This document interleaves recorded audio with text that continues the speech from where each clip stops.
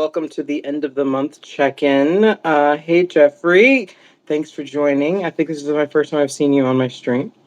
I try to do an end of the month live just so people see me in real time versus just my recorded video that last month we were lucky if I got it up on time.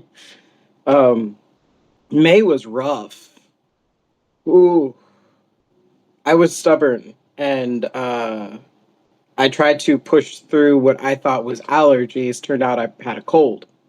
So, oh hey, unorthodox Buddhist. Hey, think this is. I think I don't know if I've had you on a live stream either. Good to see ya. Good to see ya. I know I've been like missing like for the month. I was just saying. I tried to push through. I thought I had an allergy flare up, but I actually had a cold, and when you push through colds, that goes into you're like, yeah, my dragon, yeah, that's my dragon amulet. My wife got it for me for Christmas one year, and she was like, so this is your dragon amulet. It's your little dragon pearl, so that I can walk around. It's venturine, actually, is the stone in it. But which is cool because I think it's the first time she got me a green stone that wasn't jade, which has been our thing since like high school. Yeah. But yeah, me pushing through the cold led to bronchitis. And that's why I wasn't around most of them. I actually was out of work for like a week, but I probably shouldn't have even been then because when I was pushing myself, I ended up popping one of my floating ribs out at the beginning of the month. So I was like, when you're an Aries Taurus, your Aries energy is like, heck yeah, I got this. I'm going to steamroll through this. And then your Taurus energy is just too stubborn to stop when you should. My life. um, but I did end up taking being out for that week. Had no voice at all during that week. Um, I was struggling to get up my check-ins, literally downing like tea and like honey, fire honey stuff, trying to just be able to talk at all. um, but yeah, I was exhausted. Um, hello, Martin. How are you? Thanks for joining in. God, goodness, all these people that I haven't had on my stream before. This is nice. Uh, yeah, just letting everybody know that the reason I was not around in May was because I got myself bronchitis like an idiot. So I'm definitely wanting to make sure that I do this live and have as many people come in as possible so that I can explain. I promise I had a reason I wasn't here.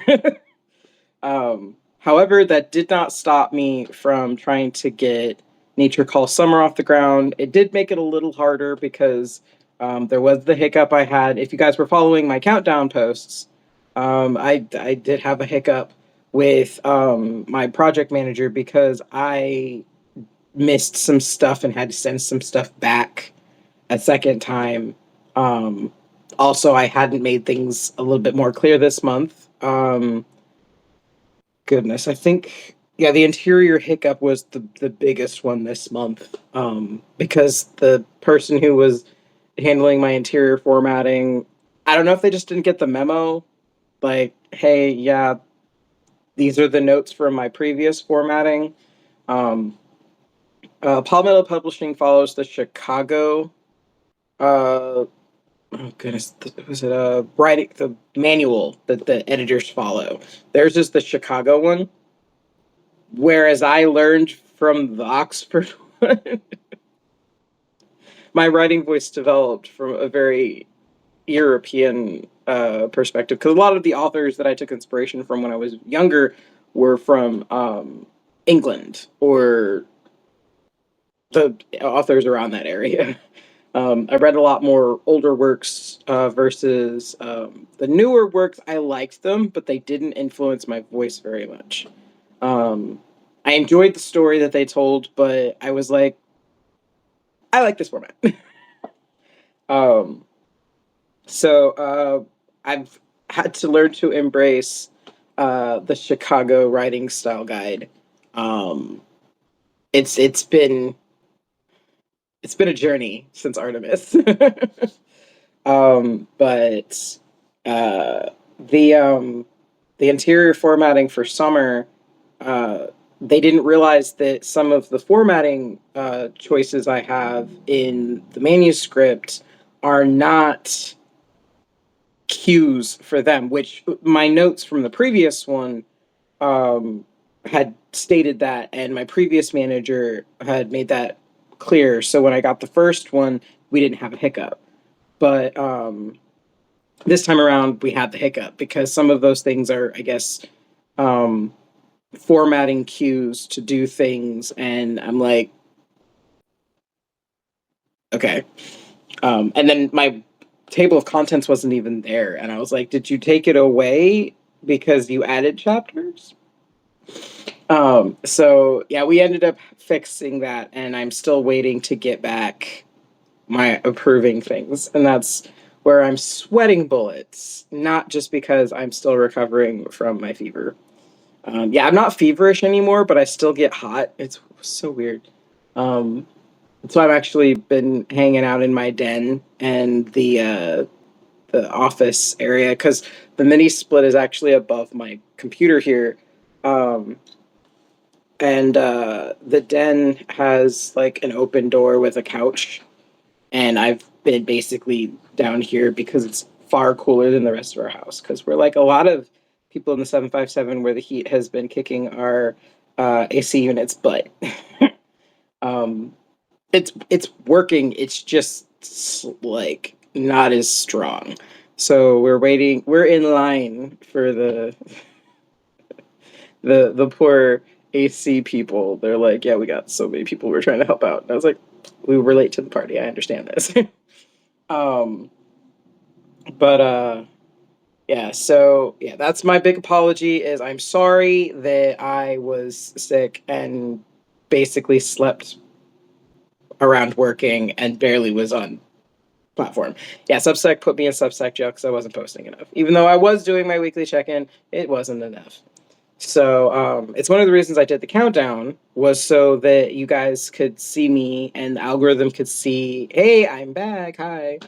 Um, Now, granted, I'm not 100% yet. Like yesterday was the first time I was able to sing, which that's a big deal for me because that means my throat is going to be okay for reading again. Um, there's some stuff that I want to, because my podcast is a lot of talking. Um, Now, for a while, I wasn't even able to hold long conversations. Like, even at work, I was getting winded and I would be like downing water and sitting in front of the fan at work, just talking to our groups. And like my chest would get tight, and I was like, oh, ugh.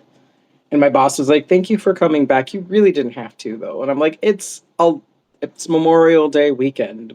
We're gonna be swamped. And we were. Oh my goodness. Um, I think we only had two bookings that didn't book on Saturday. Um, and then Sunday, we only had one that didn't book for the whole day. And Monday was 100% booked. The entire like schedule was green, booked out. And I was like,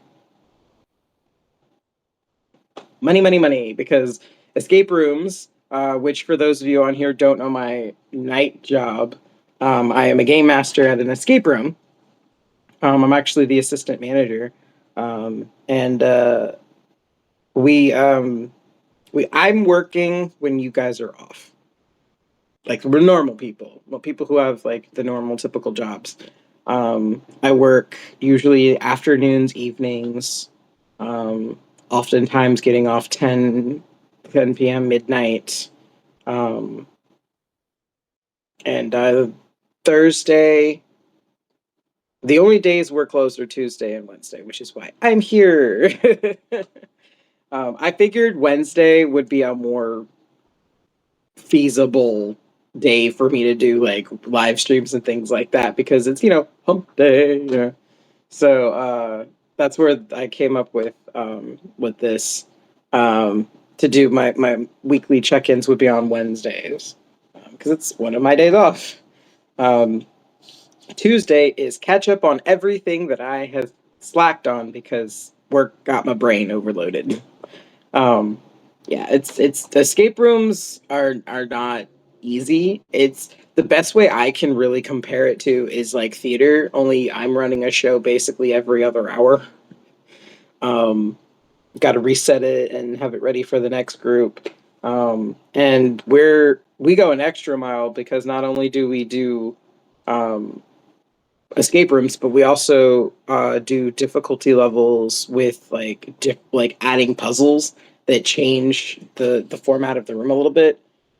Same room, just different. It's got stuff added into it that we have to augment for depending on the booking. So when we reset the room, for those of you who've ever done theater, when you set everything back to the beginning of the show, right?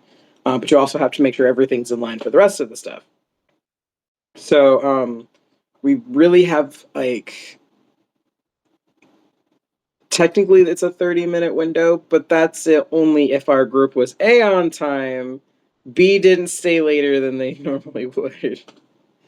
Um and C, we didn't have to like pause their time to like ask like to like intervene or something.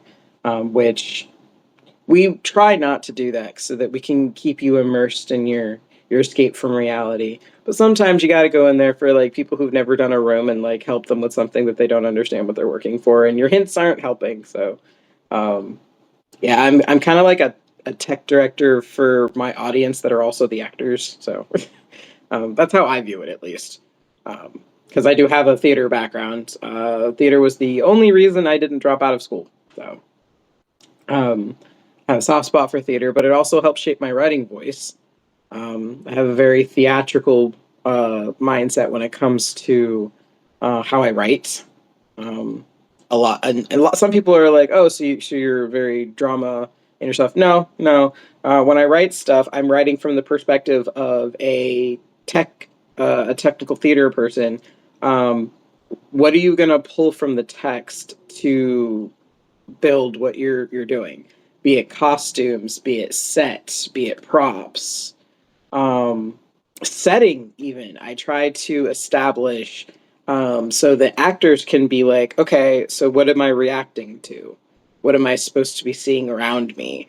Um, and every like some people are like, oh, make sure you read your dialogue out loud. I was like, no, no. Half the time I'm literally playing a scene out in my head as if actors are doing it in front of me. Um, part of that comes from where I actually did do directing in high school. I didn't do directing in college because I fell in love with tech. I did more technical theater when I was in college, my first run around. But I quickly learned that me and California didn't get along. I'm too much of a country boy to live in Southern California.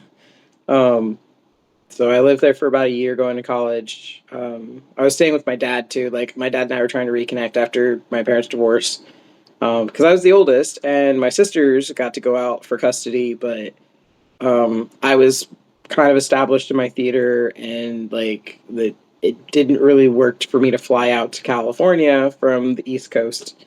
Um, Not to mention, I had a girlfriend, and I wanted to be with my girlfriend, right? Because I'm a teenage boy, and I want to be with my girlfriend. um, which worked out because now we're married. Yeah, I can claim that. I have my high school sweetheart. Um, yeah, I didn't get to really hang out around my dad a lot. So when I finally was moving out there, being with dad was great. Stepmom and I didn't get along as well. I mean, we just didn't have a lot in common. She got along with my sisters better. Um, yeah, I made some friends in college, and then I butted heads with other people who didn't understand my perspective in life. Um, yeah, I find I've been a bit of an anomaly most of my life trying to make friends. I I guess I'm too multifaceted because they're like, oh well, we have that in common, but how could you possibly like that? And I'm like, okay. Or I don't like something, and they're like, why wouldn't you like that? And I'm like, because I'm a person who's allowed to have thoughts. I think for myself. Um, but at the same time, that gives me a nice diverse brain um, to make stories from. So yeah. Speaking of which, cover reveal was on Memorial Day. I hope you guys saw the cover. I'd love to know what you guys thought. I'm so excited um, to finally be able to share the cover with everyone because we got the cover earlier in the month. It was finalized after a few sendbacks. Again, I didn't catch things on time, um, but we've finalized the marketing materials now that the cover is finalized. So I got this poster for spring that came with my first book, and now we're gonna get another one for summer that'll come through, so I can have those at events and show, like people can see that around me. Eventually, I want to get one for Artemis because I didn't know any better to get the marketing materials from my publishing service. Um, I'm super grateful for Palmetto. They really have helped me um, with their services that they offer. Like, hey, this would be of help to you, or like. And honestly, my consultant Colby has been pretty upfront with me. He's like, based on your kind of writing, I wouldn't recommend doing this. I would recommend this, and I'm like, okay, cool, cool. Um, I'm grateful that Colby has been my consultant consistently. Because I got spoiled with Artemis and Spring, which were a year back to back. I published Artemis in 2021. Actually, no, 2022. We sent it off in 2021. It published in 2022. And then 2023, we published Spring, and I got the same project manager because we worked so good together, I guess. um, so I kind of had a built rapport, and we knew what to expect from each other. But I guess either because I'd been out of the rotation enough, or maybe she was busy or something. I was with a new project manager this time around, so I had to get to know her. She had to get to know me. Um, she wasn't quite as personable as my last one was. Like literally, I was texting with my last one. I could be like, "Hey, Chris," and she'd be like, "Oh, I got you, I got you." This project manager is all email, and I'm like, "Yep, yep." I remember these people from when I worked in like companies where we emailed each other. So awkward because you're like, I would much rather talk to you about this, and they're just like, oh yeah, well we'll talk about that in our meeting, and then by the time you get to the meeting in a few days, then you've forgotten the thing in your brain, and good luck remembering it later.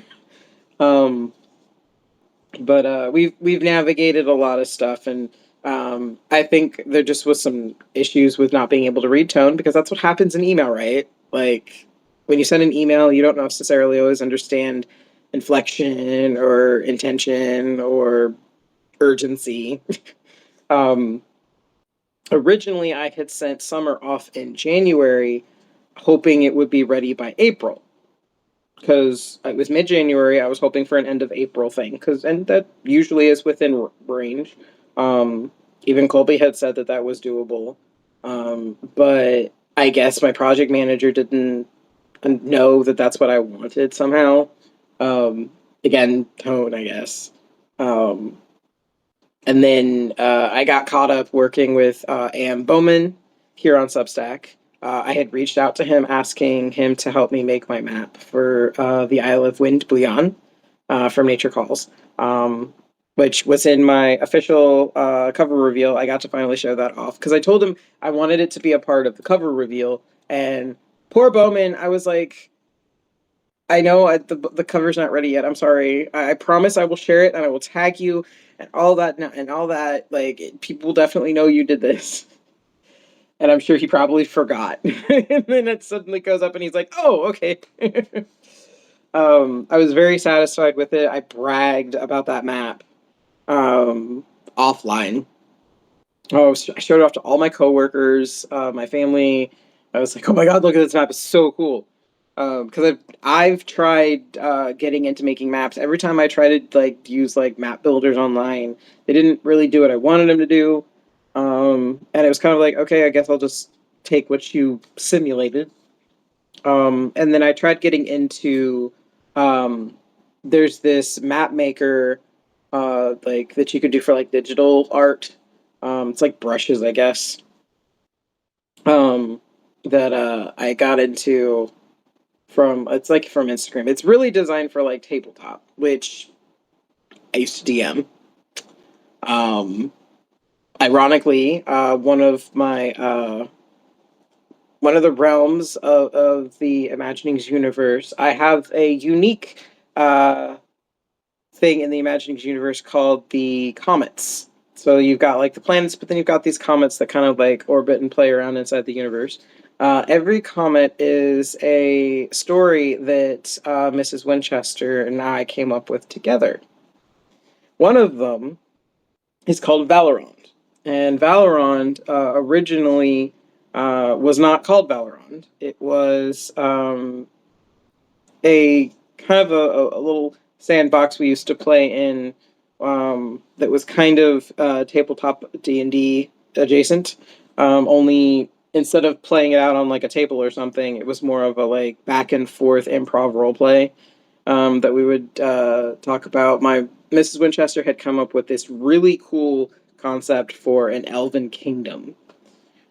She just hadn't fleshed out like the military and stuff like that because while she is a military brat, she didn't get exposed to as much of it as I had been. So I was like, well, I mean, this is a fantasy setting, so I could come up with something structured. I also have worked at the Navy Exchange in the uniform department. So I had a little bit more knowledge on how like ranks and like how you advance through things, and I was like, well, how would I do this in like a fantasy setting? So I designed her military, and she designed like the social structures, and um, we came up with like how things worked and things like that, and then it eventually like branched out into other uh, kingdoms and societies, and eventually, I had some friends that were like, they wanted me to do a tabletop campaign because I had talked about doing another one. Only I didn't want to follow like the D&D stuff because sometimes D&D frustrates me. Um, like I tried doing like the books because my friends had bought me like the like Curse of Strahd or the Rise of like the Dragon Queen or something like that. Um, all those like expansion storylines that they tell you to like they basically give you the adventure, and I always was like, this is annoying. I liked having the creative freedom to come up with something and just needed structure. So I told them like, so we're gonna use some of the structure from like I think we used fifth edition because we had two people playing that had never played before. I was like, but it wasn't fifth; it was 3.5. It's 3.5. No, no, no. It had to have been fifth edition. Yeah, it was fifth edition at that point because they had I had been gifted those books for my birthday. But yeah, I told them that we were not following exactly D&D lore though. And that was a bit of a hiccup because some of my friends who were big D&D people were like, "Well, this is how this works." And I was like, "What did we talk about?" And they're like, "All right."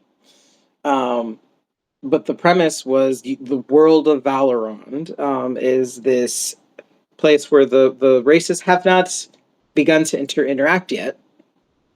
So your party has all been basically ripped through time space continuum by this cult because you're all being used as human sacrifices. But you're different, from around this world. None of you know each other, and they're using as human sacrifices. And then the gods intervene to rescue you because you don't know why your souls are being like drained from you. And you get this herald from one of the gods that like breaks in and like raptures you out of there, um, and then gives you the choice that either you can basically try to go into hiding, or you can take a quest from the gods to fight back against this cult. Because the reason, like, you find like they'll tell you why they're after you, and of course, my party decided they wanted to know. And they tell you that this cult is actually out to actually destroy the gods. Like, they want to kill the gods. Which, why would you want to do that, right?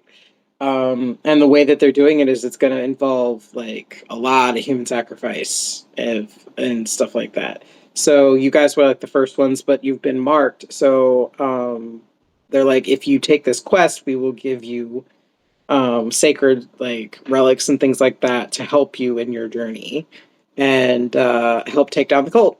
And my party decided they were going to take down the cult.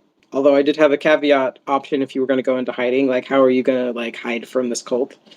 Um, uh, but they chose to do it anyway. So I was like, oh, yeah, y'all answered the call. But Valorant was pieced together by a lot of the worlds that Mrs. Winchester and I had come up with. She was really excited when we got to where the elves were located, because there's still the civil war between the dark and the light elves going on at this time. Whereas hers had ended. Like they were no longer fighting. Like the Drow and the elves are no longer fighting. And it was really more the high elves that were at war with the Drow. The wood elves were kind of like, "Do you, boo? We're gonna go off in the trees." um, but the war is still going on at this point in the campaign. She was really excited because she got to see um, uh, one of the characters from the story before when he was still captain of the guard, before he was just Lord Bloodcrest. So she was like, "Yeah, I get to hang out with Bloodcrest." I was like, "Yeah." But So we got to engage in that one. But then she also got to see some other things that I had developed based off of things we'd done, and she was really excited for that. So Valorant though ended up becoming like lots of really rich storytelling, and so technically it's a part of the Imaginings universe that I would love for to play with people in as like an interactive thing maybe down the road. Which is one of the cool things about the Imaginings universe is that I have so many different types of stories that I've come up with over the years. Um, different spices for different palettes, right? One of them being, well, actually, I have two. Another one, ironically, was it's another comet. Um, that one is the story for that one is called The Court of Night, and it was supposed to be if the creatures of the night, the things that go bump in the night, like they go quiet, right? Nobody really talks about them. We're not really worried about like vampires coming to bust down our doors all the time, right? We're not worried about werewolves stalking the streets. Um, a lot of the hauntings that we talk about in folklore and things like that, they don't really happen much anymore, right? Um, but there's a reason for that. It's not that they just were finally taken out, it's that they decided, wait a minute, everybody's out to get us. What if we actually just came up with like a society and we can find boundaries to where we can protect ourselves? And they've been around and they've kind of evolved alongside humanity for several centuries now. So yeah, the Court of Night is a really interesting storyline where your character, it was actually designed to be like a choose your own adventure that I was thinking about doing live streams for originally. Um, and we're going to be going from the perspective of the protagonist, and they have been, yes, it's a cult kidnapped you, but they're kidnapping people off the street. um, and you were used in a human sacrifice, which you thought you died. You didn't. And when you wake up, because obviously you went into shock, but you wake up and you're surrounded by ghouls. Like you're standing upright in like a shipping container, and you just smell like rotting ghouls, and you're like, "Oh my god, what is happening?" And you're just you tried really hard not to get noticed because obviously you're different. But then a bunch of you are just set loose, like the container just drops, and like you get like you're told to run forward. And all of them seem like they know where you're going, so you're just kind of trying to keep up with everybody, even though you're in pain, and you're just like, I hate my life right now. Should I just quit and let them trample me? Should I keep trying to see where we're going? Like, hence your first major choice in the story, and your choices will evolve in how one, where you get dropped in with the Court of Night, who rescues you, and why should they help you? So there's lots of interesting choices and dynamics you can be engaging with. Um, I that story is actually based from my very first Halloween that Mrs. Winchester and I see. My family didn't celebrate Halloween. Um, I always wanted to because it seemed really cool, dressing up in costume and going door to door to get candy. But nope, nope. Mother was not for that. And we would like turn all the lights off on Halloween. So the house was completely dark, dark. And we weren't allowed to watch TV. Like, we had to like basically wait out the trick or treaters.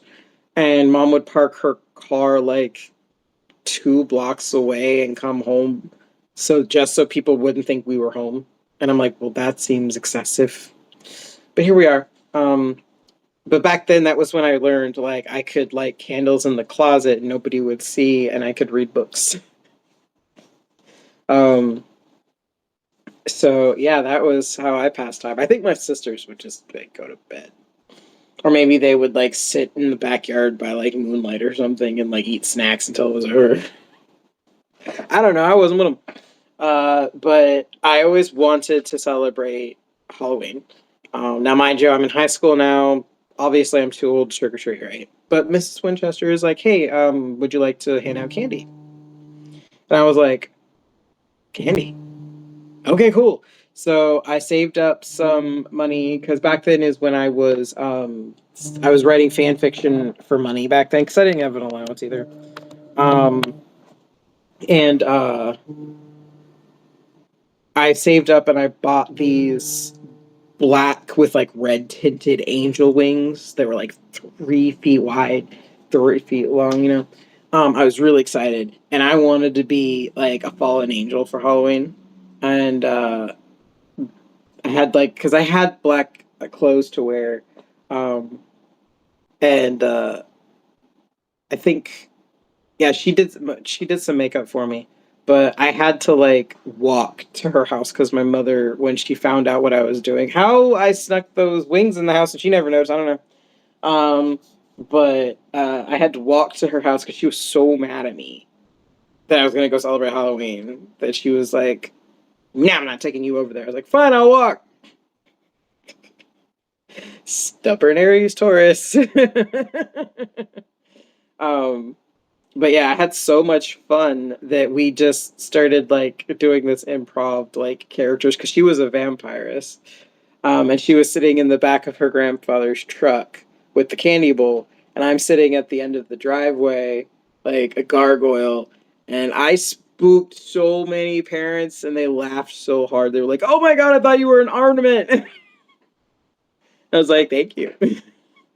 But yeah, like when we had lulls, we were like coming up with like who our characters were and storyline stuff, and yeah, it's it continued from there because the two characters it started off was the fallen angel Dimitri and the vampiress heiress Nico Banfif. Um, or Banfis, yeah, and their misadventures. And I fell in love with that story so much that I just kept playing with it. It was fun. So, yeah, that one is another story that I would still love to do something interactive with. My friend actually was telling me he really thought it would be cool if I did like a live streamed choose your own adventure that kind of played out like I had moderators as I'm reading through the story and telling you guys this story. Maybe have some like tiles in the background behind me or something like that.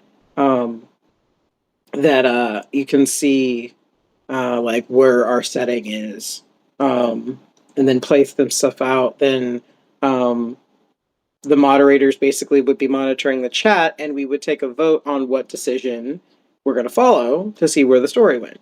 Um, and I was starting to develop that when I got contacted by my friend Gabriel Garcia, about a month after I started working on that, and he was like, "I really think I have this new endeavor thing that I think you might be interested in," and he told us about audio mazes, and I was like, "Audio mazes," and I didn't go to the initial video like meeting because again I work weird hours, but I went to the second one, I think, and that was, but I wasn't going to be able to be there for long because, of course, I still had to go to work.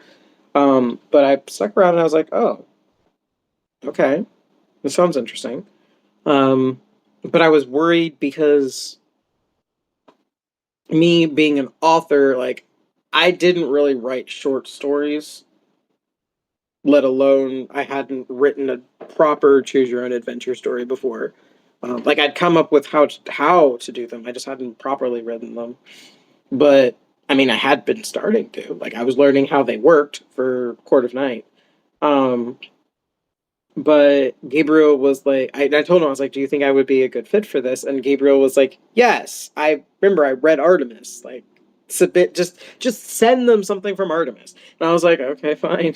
So I sent in my application to be an author with Audio Mazes. And when I heard back from them, they loved it. And I was like, oh, wow. So I go in for my orientation or onboarding meeting, and there's only one other person on the meeting with me, and his name was Bradley Ramsey. And we were early, or no, we weren't early. No, we were early at the same time. Like, we literally logged into this meeting at this Google Meets at the same time. And we're both early, and we're like, "Oh, hi!" So we're waiting on Colton Iverson to come in, and he ended up being a little late. So Bradley and I just started chatting, and we were the next thing we're like, you know what? We're gonna do things together. Like, we already knew it, and I'm so grateful that that's how we met because Bradley, I didn't know what to do with the Substack that I'd gotten because I'd been onboarded with my membership because the one publication I'd followed moved to Substack and they just onboarded me and I already was paying from their platform. Um, but I didn't really know what to do with Substack. And then I'm talking to Bradley and it took me a while to finally like try because again I was very intimidated. I'm just used to writing chapters when I get the chance to because my schedule is so wonky. Like, that's why it's taken me 2 decades to get these books out, between stressing out with like how am I going to get this done to, oh, we have another emergency, got to get that taken care of.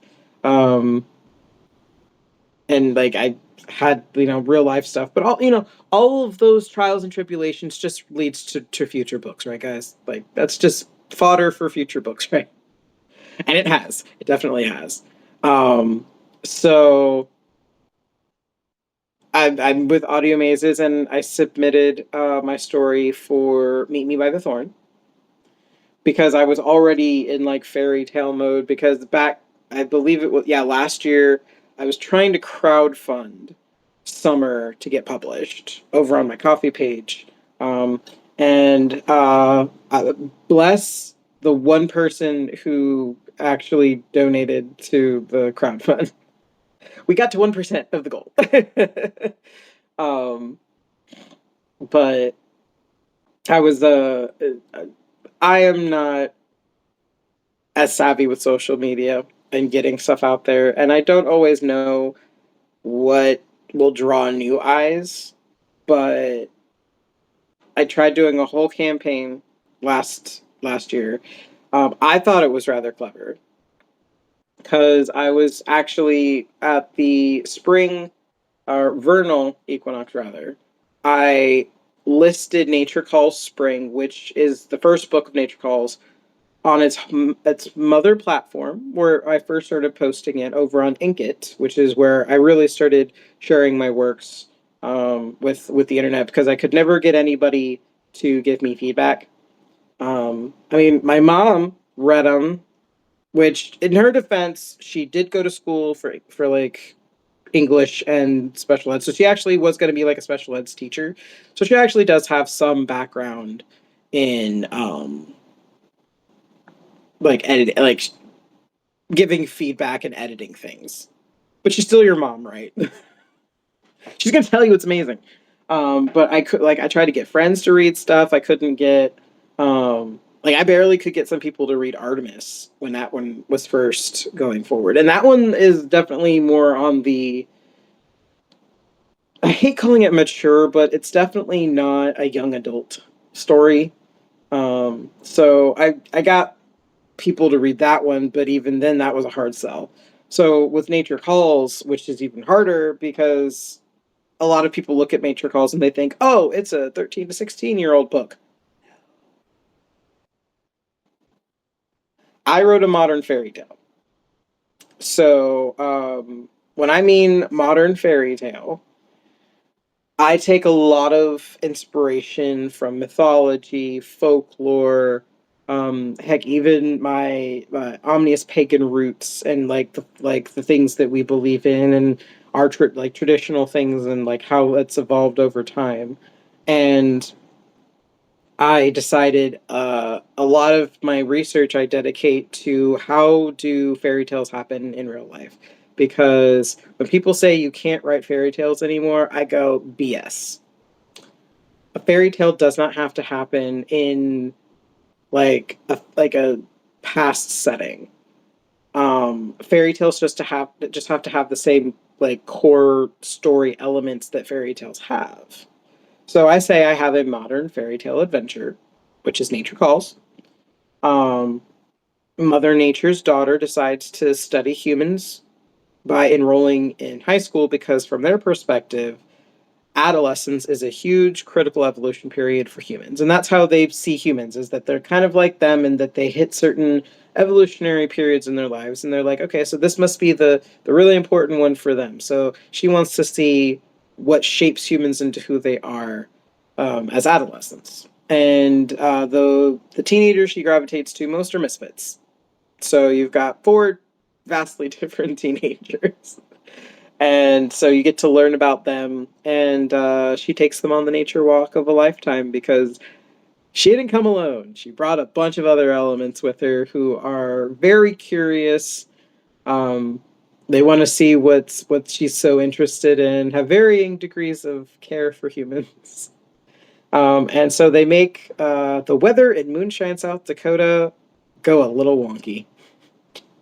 And that's the premise, is it's a nature walk with Mother Nature's daughter and her friends. Um, and Spring kicked that off. And over on Inkit, I actually finished the last chapter, and really, I didn't really do much changing to Spring.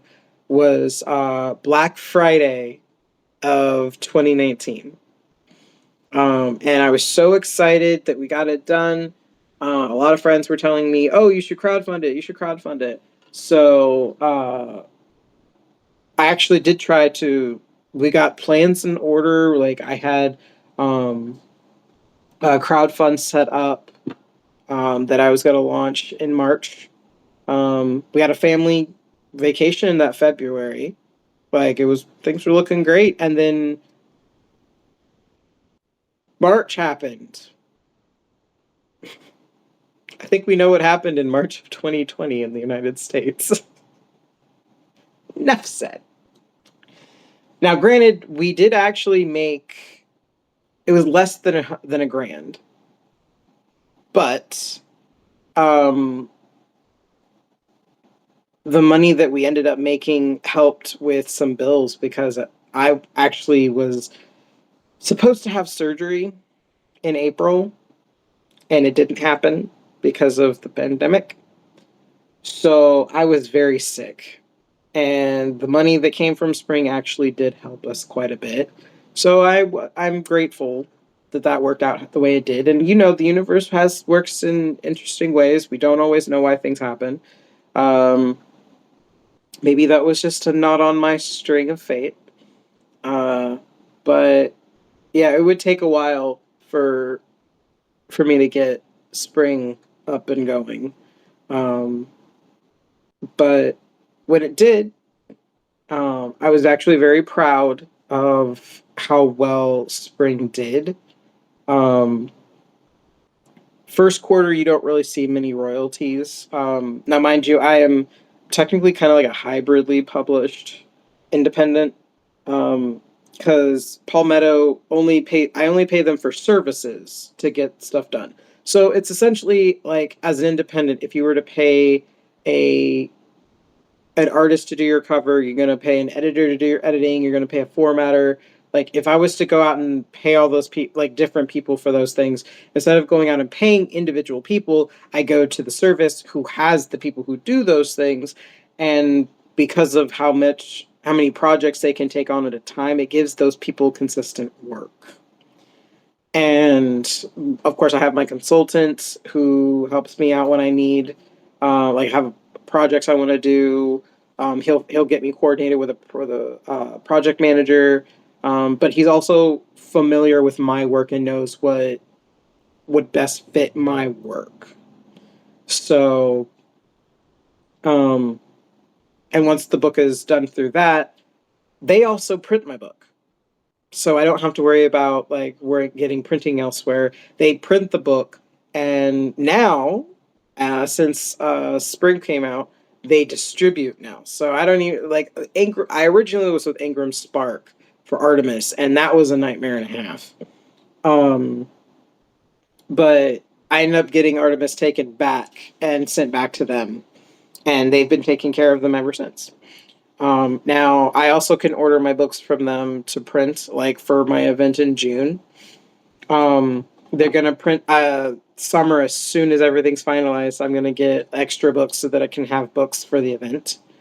Um, like I said, we're down with the wire, and I'm trying not to stress. But but yeah, so they're gonna print. All I have to do is call up my consultant Colby and tell him, hey, I need this many books. He crunches the numbers and he gives me a quote, and then I pay him, and then they go take them over to their printing department, print them off, and ship them to me. And they are only 2 states away from me, which is really cool. They also, I know a lot of people worry about like Vanity Press and things like that, but they actually were given a 3B award from the Better Business Bureau. So and they're honest with me. Like, I remember when I first reached out to them, oh God, 2018. Yeah, it was 2018, I think, was the first time I reached out to them because I wanted to get like a quote, see what, it would be to publish Eclipse, my very first book. And that's when I found out like like because of how big that book was, it was going to be a lot of money.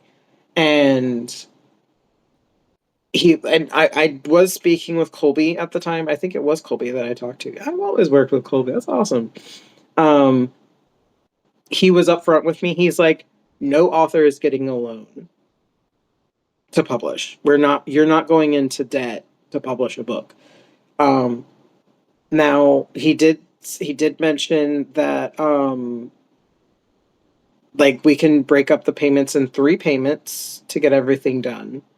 And I was like, well, that's still a lot. And he was like, okay, what I'm going to do is I'm going to keep this on file that we spoke. When you're ready, give us a call. And I did try a second time, um, but then something fell through and I had to cancel for Eclipse. So that ended Eclipse's thing on their end. However, I did want to reach out to them about Spring once I got all the money together. But stroke of fate, I ended up meeting the patron that wanted Artemis published. And I tell this to people all the time. When a person puts $5,000 in your hand and says, publish that book because I want it. You go, yes, ma'am. Sure. Um, And my patron Lisa, I actually name dropped her in Nature Calls Spring in the dedication. Called her my fairy goddess mother, who helped my dream come true. Um, yeah, Lisa's amazing. I love Lisa still. Um, and it was by chance that we met. She was just down here crashing for a little while before she ended up going and moving to another state. And so it was only for a little while that she was in our lives, but um, we've tried to stay in contact over the years. Um, and she was really excited when she got her copies of Artemis, because I got a hardcover and a paperback of Artemis, and because she paid for them, she was getting both.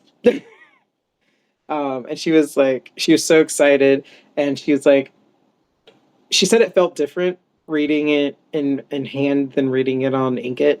And she was excited about that. And she was like, I'm so proud of you. This is such a good story, and you need to write the next one now. Now, mind you, I have been working on Poseidon on and off. But everything in me has been telling me that I'm supposed to work on Nature Calls first. So that's why I'm trying to give summer the best shot that spring got. Like I said, I was proud of spring, right? It did really well. I actually tried to have a launch party. I tried doing some boots on the ground. I never did get the street team together. I tried establishing it. I'm still trying to establish it. But even without all of that, just the word of mouth from people talking about it and the sales that I was getting initially, um, I almost had $300 in royalties second quarter for spring, and that told me, while yes, that was some great initial success, that it did have appeal. So I just had to keep at it. Unfortunately, the job I was working, I was when I was a DSP worker. That is a very emotionally draining job. You care so much, and yet it takes everything from you. I loved being a DSP. I loved helping my individuals, but it wasn't doing much for me. It didn't make a lot of money, so Mrs. Winchester and I weren't able to pursue goals we wanted to. Um, Even when I transferred to a different department of the company to try and offset the strain, it still wasn't making a lot of money. Which that was when the escape room came into my life. And I was working two jobs. I was working at the DSP job as well as the escape room, which kind of worked because, like, working with my individual was earlier in the day, and then I was going over to work at the escape room around that. Um, but then I was getting tired. I wasn't getting anything done. There was no energy left to work on books or work on marketing or anything, so spring fell off. And yeah, that was kind of sad. But I ended up putting my nose to the grindstone and thinking, okay, how can I make this work? And the only thing I could think of was that I needed to work at the escape room, because then I could open up my mornings and I could focus on writing and maybe doing some other things. Um, so that was when I transitioned out of that. Shortly after that, though, when I left my DSP job, that was when I got, like, Gabriel was telling me about audio maces, which again, I loved working on Meet Me by the Thorn. It was really interesting. It wasn't what I thought I was going to be writing, because me and my gifted brain, I didn't feel I had a lot of guidance on what they wanted. So I was like, okay, I'm just gonna throw this to the wall and hope it sticks. Um, but I was trying to get it done and out so that we could get it done. But then we had this backlog waiting on stuff, and one of my characters in the story, um, typically if it, they don't ha- typically if they don't have somebody who can fulfill the voice role, because with audio mazes, you these are audio dramas that are fully narrated with characters being narrated. They have sound effects, um, and and you choose your path of like where the story is going to go. So it's sort of like a choose your own adventure, but it's not. It's its own vein. Um, because typically in those, you're a protagonist that's doing something. No, you're actually, it's like an audio drama that you're listening to that you get to decide where the show goes, right? So it's like that next level up. Uh, which is one of the reasons I was thoroughly fascinated with it, because I grew up listening to children's audio dramas on the radio, and I've always wanted to do an audio drama. Ironically, the Dodecatheon Saga, which is the book Artemis, is from that. That's the first book in that series. I have goals to turn that into an audio drama. There's a lot of dialogue and like interpersonal like conflict that I feel like it would be perfect for an audio drama. And then I can have like sound effects for the magic, for horses whenever Delia's got horses around. Um, I've even like wondered what the sound of the hum of the Volkswagen Beetle would be in the background as Artemis and David are driving around. Like I can I can hear it so vividly. Um, I would much rather it be an audio drama than just an audio book. So, which actually was something I did want to discuss with everybody today. Was I wanted to talk about what my future goals. Like, yes, I love writing my books and I want to continue writing stories for people.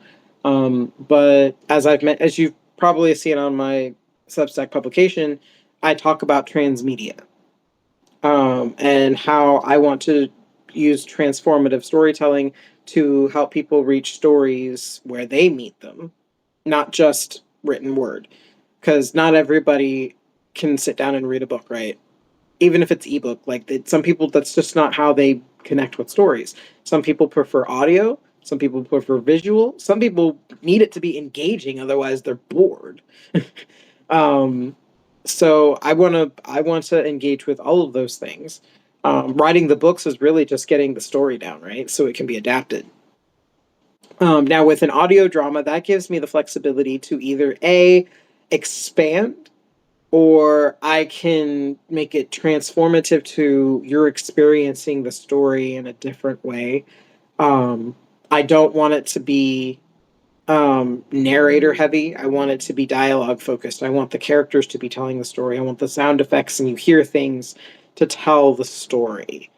Um, Honestly, it should feel like you're listening to an animation without video. That is what I want it to be. Um, Only, of course, since you don't have the visuals, there's those added details of how the characters will be. The dialogue is the narration, and it pushes things forward, and you can learn things that way. And that's honestly with a character-driven voice like I have, it's perfect for that. Um, and then of course, there's series like the Legacy of the Solar Order that I would love that to be a cartoon or a comic.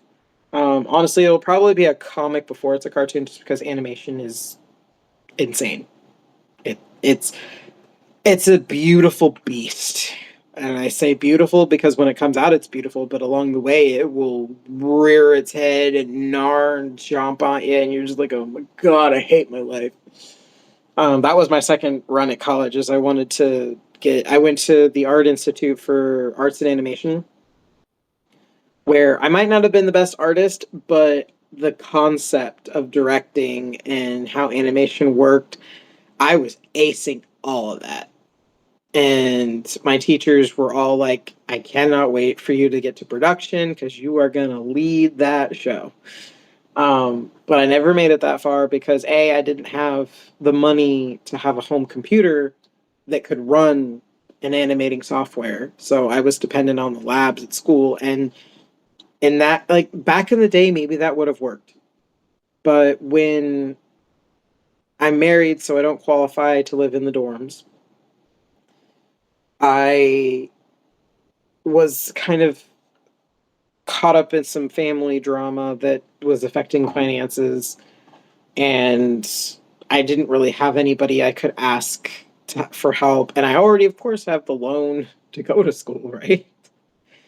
Um, the job I was working was like a morning, like I worked at Old Navy stocking shelves, basically. Like we got we unloaded the boxes off the truck, and then we put things up and put everything on the floor before everybody showed up.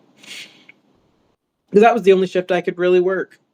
You have no control over your schedule, or had, because the Art Institute is gone. Uh, yeah, that was a dumpster fire. Again, the trials and tribulations we go through become fodder for future works. um, but that was really when I started thinking about how I could use different forms of media to help people connect with stuff like that. And heck, I had dreams in high school of doing video games, hence the interactive portion of storytelling. Um, I love the concept of a person being able to be dropped in a story and they get to choose where they go. I loved that. It's one of the reasons I liked being a DM more than a player. Um, Not just because my rolls suck. Yeah, the dice gods don't love me. But for my players, that works in your favor. Because my characters might not be rolling very high. But yours good. I think I actually just saw a reel on Instagram the other day that it was like some TikTok content, and the lady was like, it should be illegal for DMs to crit." And I was like, "Don't worry, I'll never crit on you."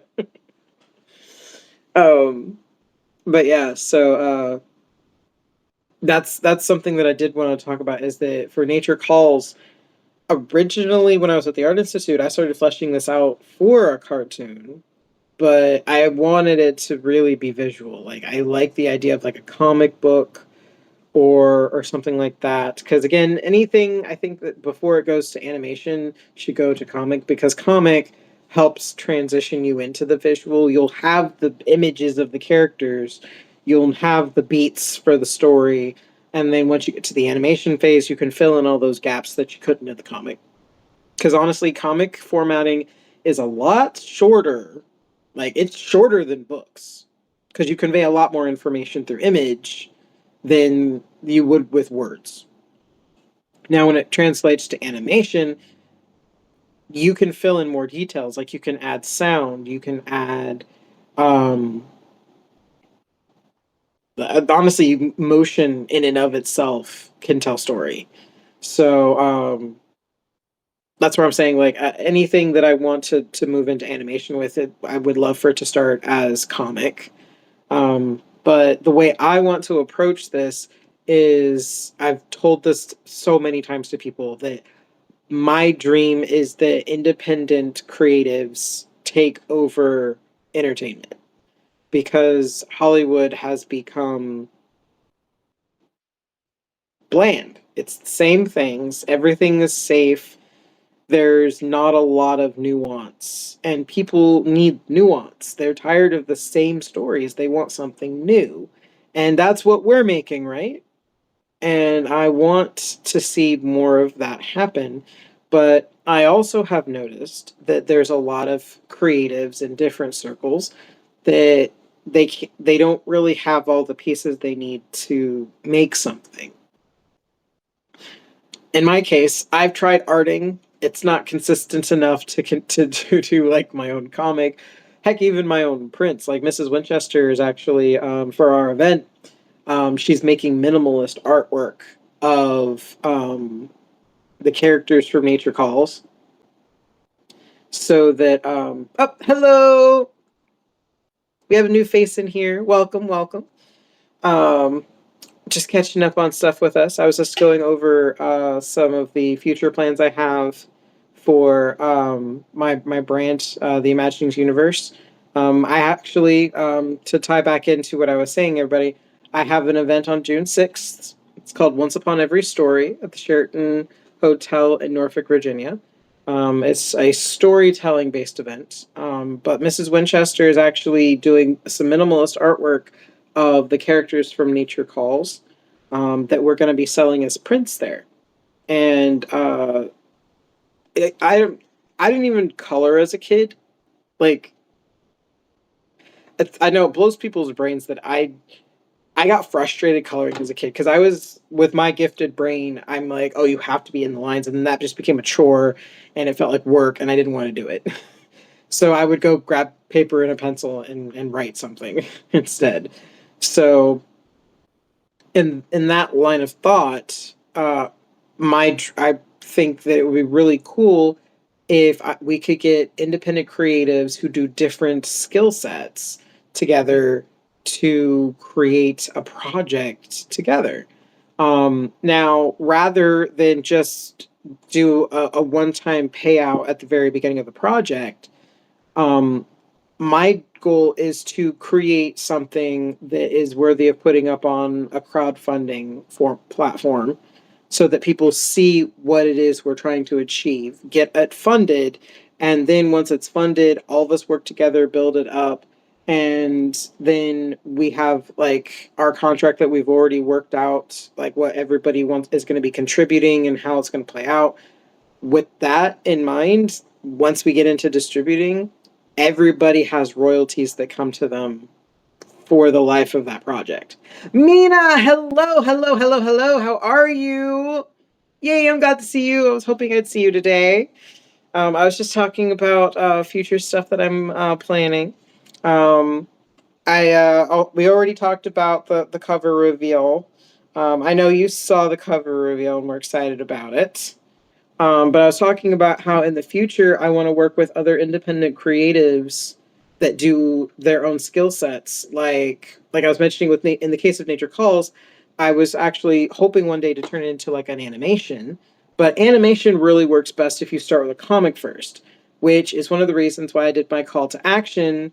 Because I want to see what people how they view the characters from the stories, and then once we start all seeing these characters in our heads, then we can start moving forward with other artists to maybe get a comic moving forward. Because for those of you who've been following my journey, yeah, right, right. I actually went to the Art Institute for a year for their arts and animation degree because I wanted to get into the scene, not necessarily as an animator myself, but I wanted to be in production, like pre-production and production, post-production, like with directing and things like that. But you got to know how all the wheels and the machine work first, right?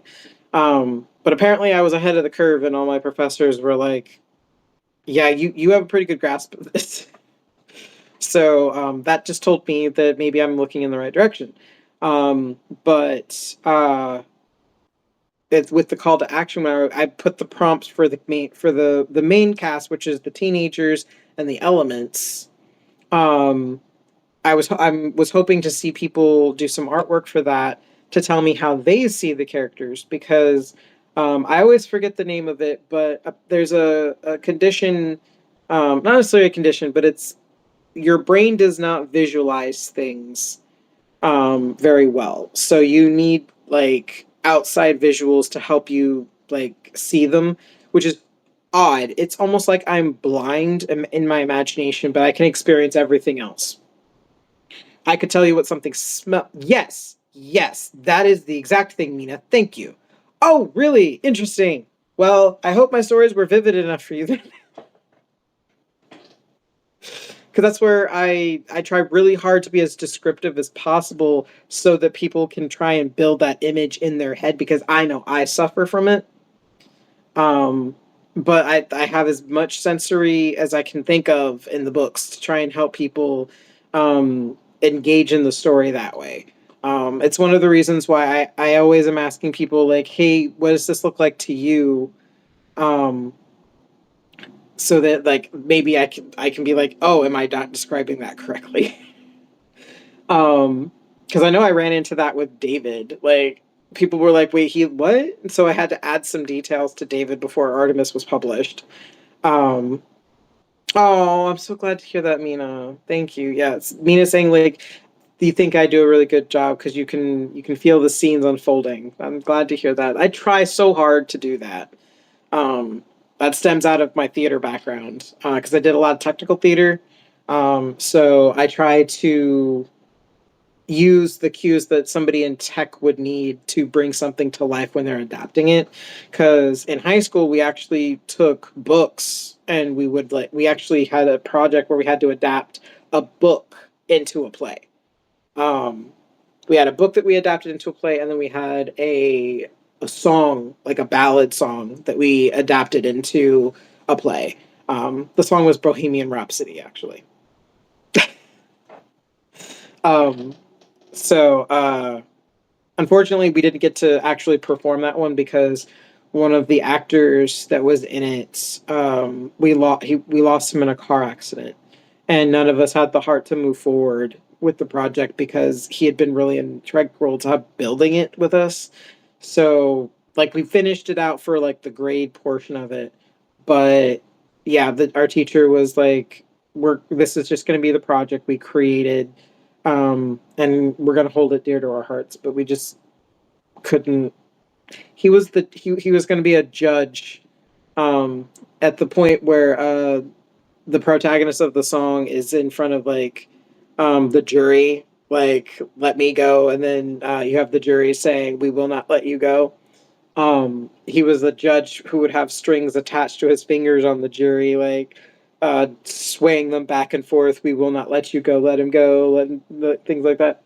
Um, so yeah, he actually scripted pretty much that whole chunk was him, and yeah, it just we were a little emotional. Mind you, his very first role had also been that year, and he was casted to be Dracula in our Dracula production, and he wore. I brought up my first Halloween. I had black wings with the red feathers in it and things like that. I let him borrow my wings so that he could have his flying scenes where he was his inhuman form, like he's descending like a fallen angel versus descending as a bat.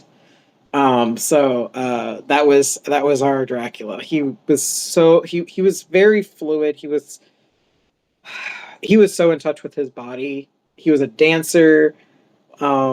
He brought our Von Helsing out of his shell because the actor Rusty was very um, rigid. Like he was not like used to being very expressive. So they had this thing where um, our theater teacher was like, okay, you guys can't, you've got these bands on your arms. You cannot be any further apart from each other than this. So Alonzo would like advance and he would back up, but then he would pull back and he'd have to get up in his space. And they had to learn how to like give back and forth, like chemistry wise. And the way Alonzo moved, Rusty was just like, this is so weird. And he's like, you can't let that hold you back, like that would just rob you of so much you could be expressing in your character. And mind you, he'd never acted, he just danced. Like he was a dancer since he was a little kid.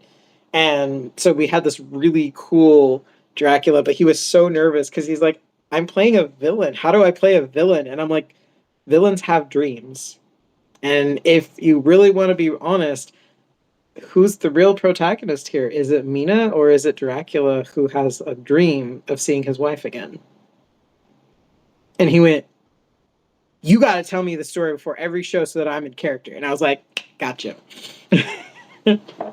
So, yeah, Alonzo actually, I miss Alonso so much.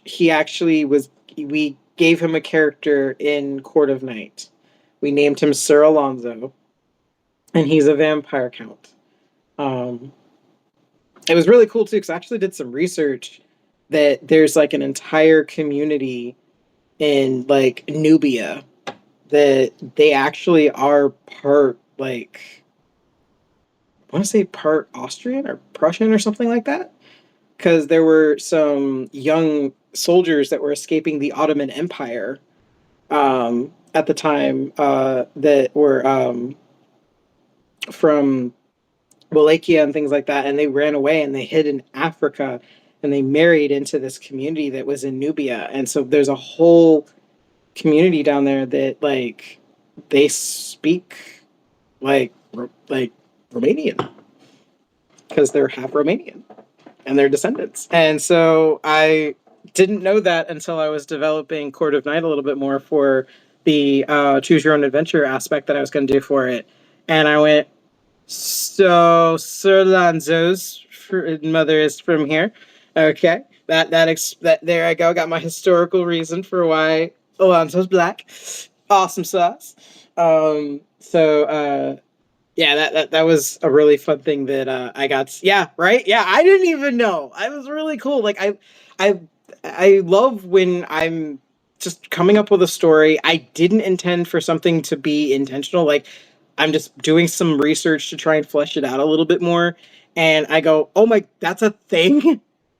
like I was just like I on a whim was researching black holes when I was sick, and I was like, because I actually my you don't really flesh it out very much in Eclipse, but technically, if you've heard the first chapter of Eclipse, you know Sam felt like he got sucked away out of like his body and like to another world. The world of Eclipse actually is at the center of a black hole. Because I was obsessed with astronomy in high school when I was coming up with a story. So I had always been like that when Sam died, his soul got pulled off of Earth into like and was drawn into the world that is in this black hole.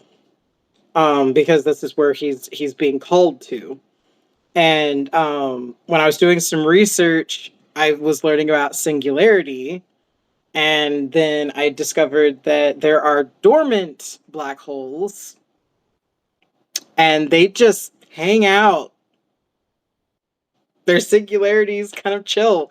They pull some things in, but they're not like sucking in whole solar systems. Like they're actually just in space. And I went, what? And there's literally one that's like inside our galaxy. There's several inside our galaxy, and like technically, like I guess you could see them with the right telescope because you have to have it lined up in front of like a light source, and you'll see like a void will suddenly pass, and that's a dormant black hole. And I'm like, so Eclipse is inside a dormant black hole, guys. I found out this month, right? But that's where like I swear sometimes like I imagine like this is where I'm huge into the universal subconscious, because it's where all of like these ideas and the imagination just kind of like all of that information is there, and some people just get inspired from things that they don't even know anything about yet, and then when they actually like write it and then they research it and they go, oh, that's an actual thing, and we get excited, right? Because we feel like literally divine inspiration almost. So yeah, that's where that's where my brain's been it hangs out most of the time, is the universal subconscious. I'm just like, what am I going to fantasize about today? But but yeah, as far as nature calls goes though, I'm waiting to get my interior back. I'm stalking my email like right now. My email has been right next to me like all day. I'm hoping I hear back from my project manager today about the interior. The literally the only thing left was the interior and my marketing stuff, and the marketing stuff got isn't it? Isn't it? Mass hysteria is a fascinating one. Mass hysteria. I played with that once. Um, but yeah, have fun with that one. Have fun with that one. Ugh. Riding rabbit holes are fun, man. I love rabbit holes. I love rabbit holes. The only time I don't like rabbit holing is in an escape room, because that we call it rabbit holing when you're pursuing something that's not actually there and you're wasting your time.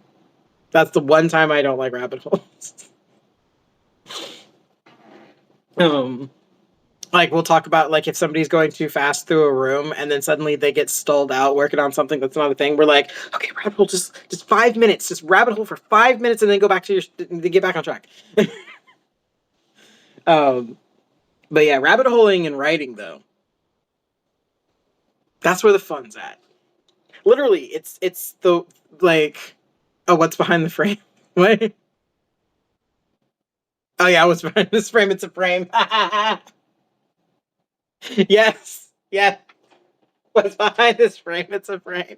I've actually had people say that. They're like, what? There's a picture frame over here. Literally try to take something off the wall when we tell them, no, nothing comes off the walls. Do it anyway. Like I have to. We have a cue for the on the clue for our clue stuff where we literally say like in like the theme of the room, like nothing comes off the walls. Like I remember our speakeasy room has the operator like you gotta clean the wax out of your ears. Nothing comes off the walls. Capiche?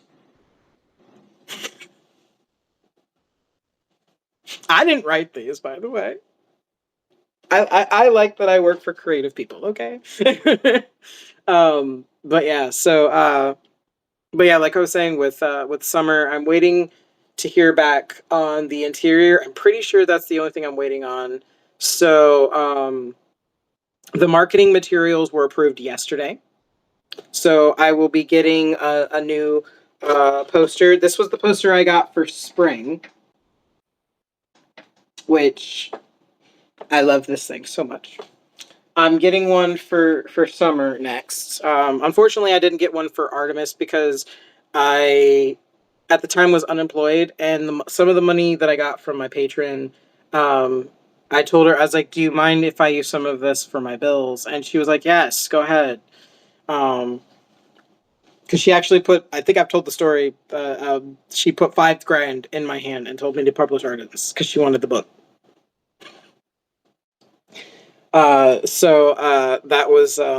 That was how I got Artemis published. Even though I was trying to publish Spring at the time, but hey, if somebody tells you that's the book I want, that's the book you do.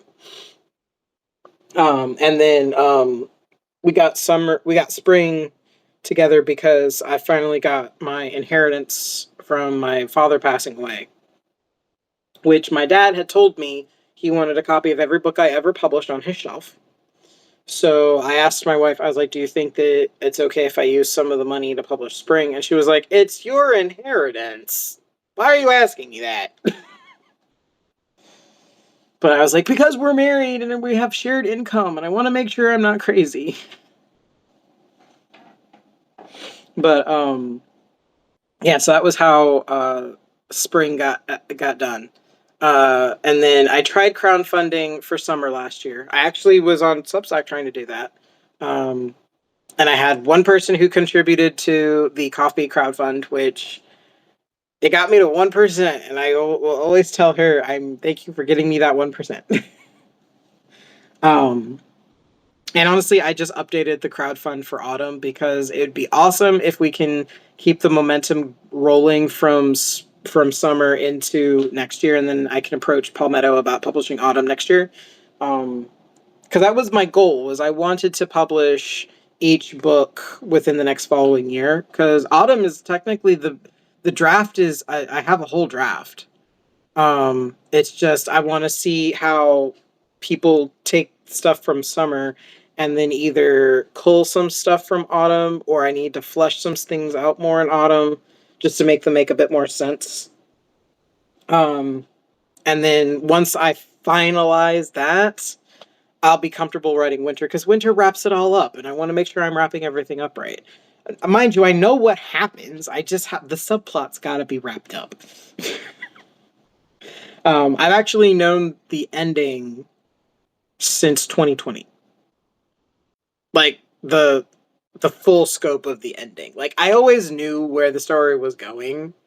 I actually hint at it in spring. I'm not telling you what it is, but when you get to the ending, you'll be like, "Oh my god!" See, I knew what I was doing. The way I write is I often write backward. More often than not, I'm writing the story backward. I know where the story ends, and I want to know how I got there. That's my writing process. So yeah, I'm really excited because in 2020 was when I actually wrote Summer in 7 weeks because I was laid up from surgery. I was on pelvic rest and I couldn't do much, so I'm at home writing a chapter, writing chapters on the couch. What, writing backward?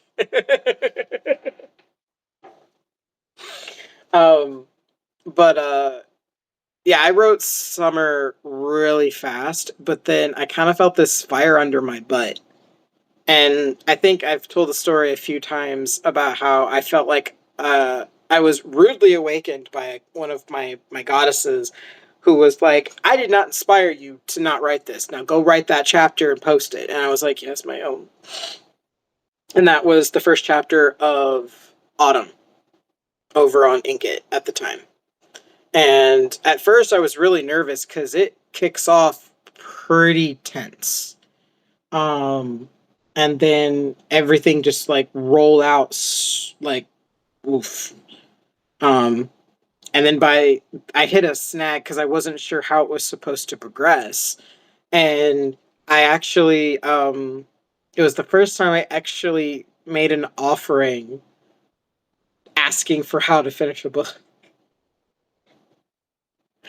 I made Fire Fairy Milk, which is it's a warm drink that's kind of like a milky tea.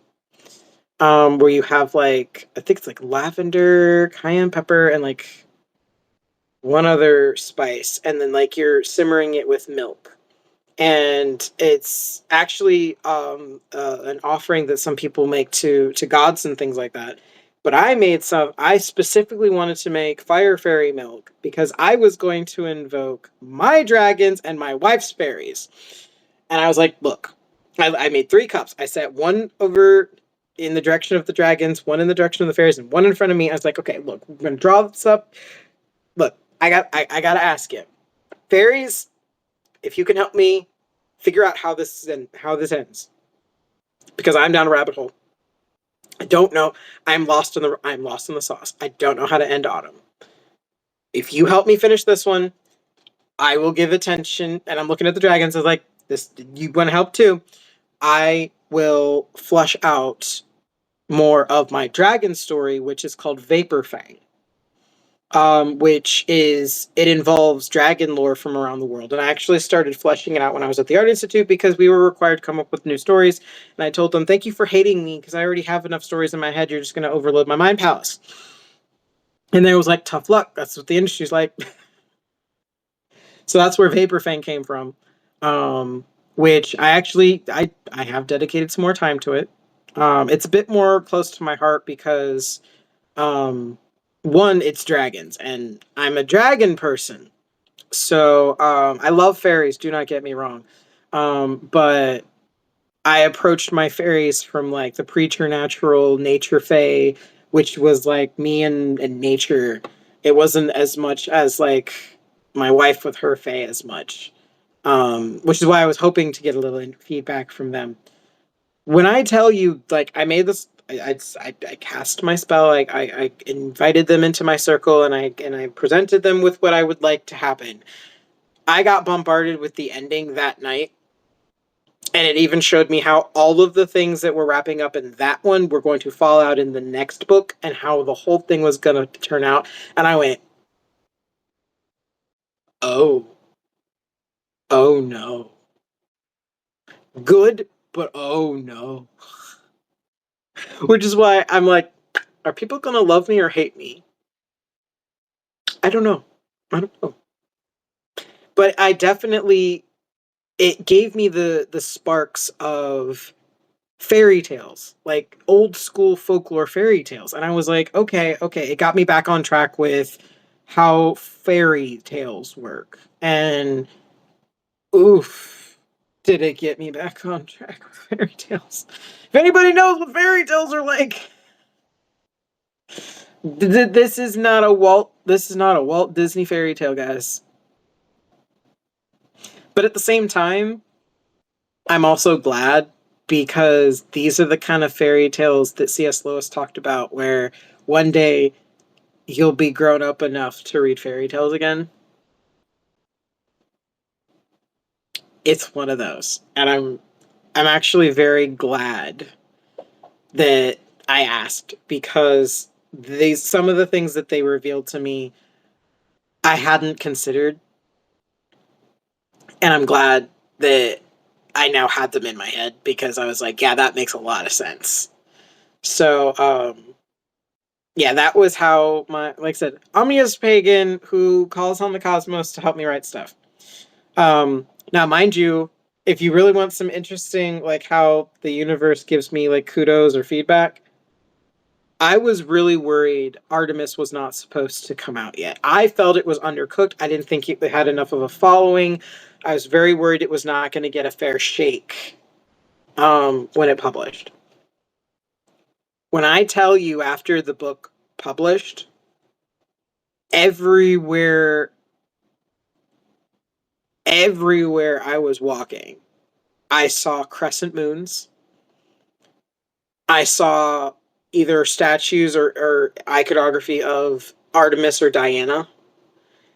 Like everywhere, I was like, "What? This is so weird." Um, Heck, I saw like really interesting like dynamics of like animals as well, and I was like, weird, and none of it felt intimidating. Which is almost like to me, I was like, "Wait, is she telling me?" Thank you for publishing my book. Like she was really happy that she got her book made. Yeah, right. I was like, okay, okay. Now, mind you, the main protagonist is Artemis, and one of the reasons it was such a big deal to me is that I feel because of how mainstream Greek mythology has become, there's a lot of confusion on who's what. And one of the reasons that I wrote Dodecatheon the way I did was that I'm one trying to differentiate the Greek from the Roman. Because unfortunately, a lot of people just go, "Oh, I got this book on mythology and it told me everything I need to know." What they don't realize is that a lot of myths have kind of been blurred by the Romantic period. Um, like they'll say, "Oh, this is Aphrodite," when that was really Venus, or "Oh, this over here is Zeus." It no, that's Jupiter. And a lot of myths that are related to the Greeks were adapted differently. Yes, yes. They were adapted differently when the Roman Empire basically overtook Greece. And some of the poets of the time, some of them outwardly were trying to defame the Greek gods to make the Roman ones more important. And the tragedy is that the Roman mythology is mostly lost because of when Rome became Christianized. A lot of that mythology was erased because it became illegal to not be Christian at one point, and whole myths were lost. And that's one of the reasons why there's a lot of gray area and people don't necessarily know the difference between the Roman versus the Greek today, is because a lot of the Roman myths are lost.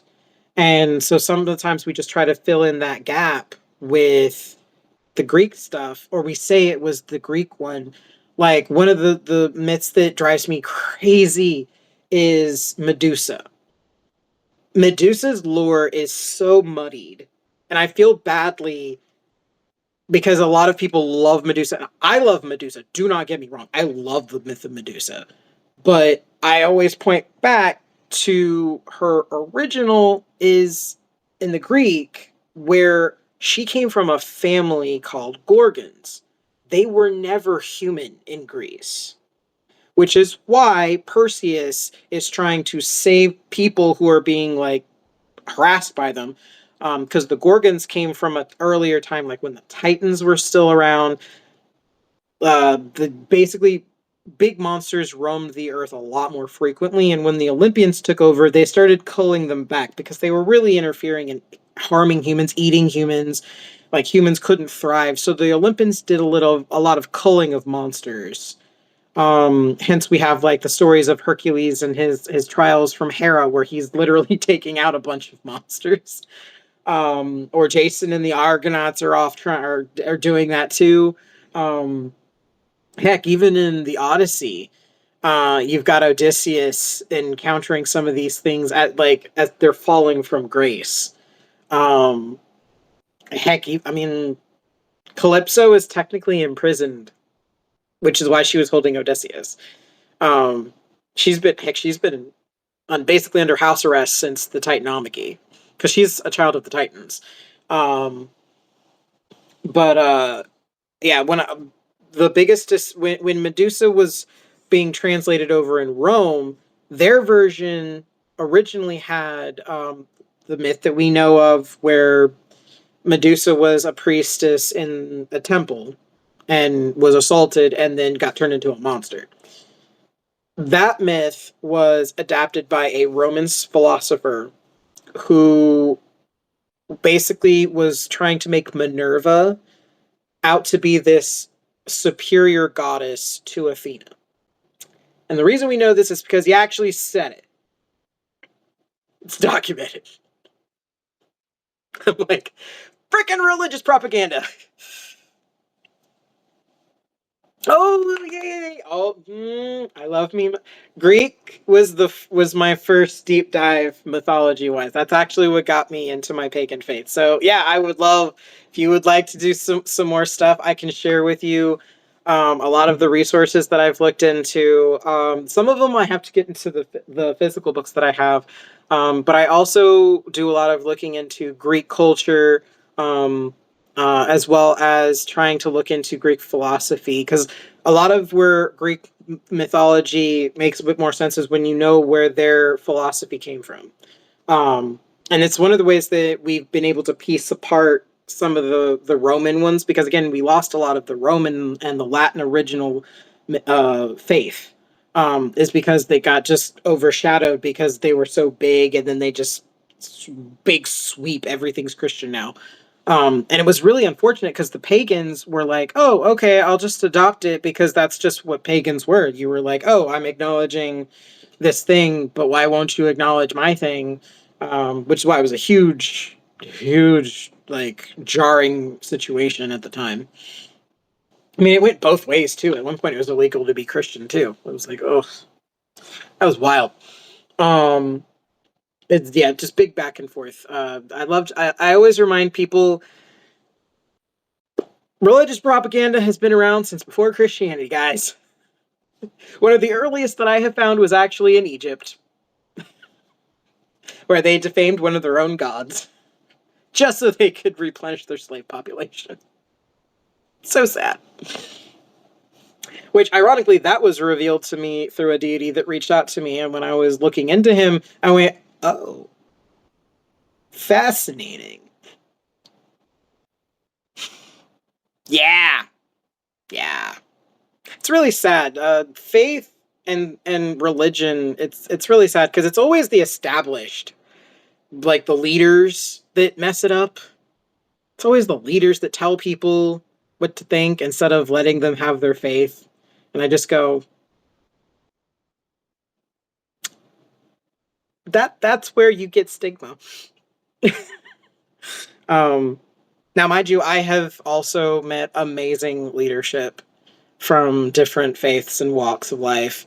Honestly, a lot of people don't realize when my wife and I got married at our ceremony, the venue we went through had a priest that would do like officiating, and of course we're like, oh, okay, we'll see how this works out. And when we met with him, he's a Catholic priest, but when we had our meeting with him, he said, "So I understand that you're pagan," and we were like, "Yeah, is that a problem?" And he went, "No, no, no. I just wanted to ask you how you want your vows."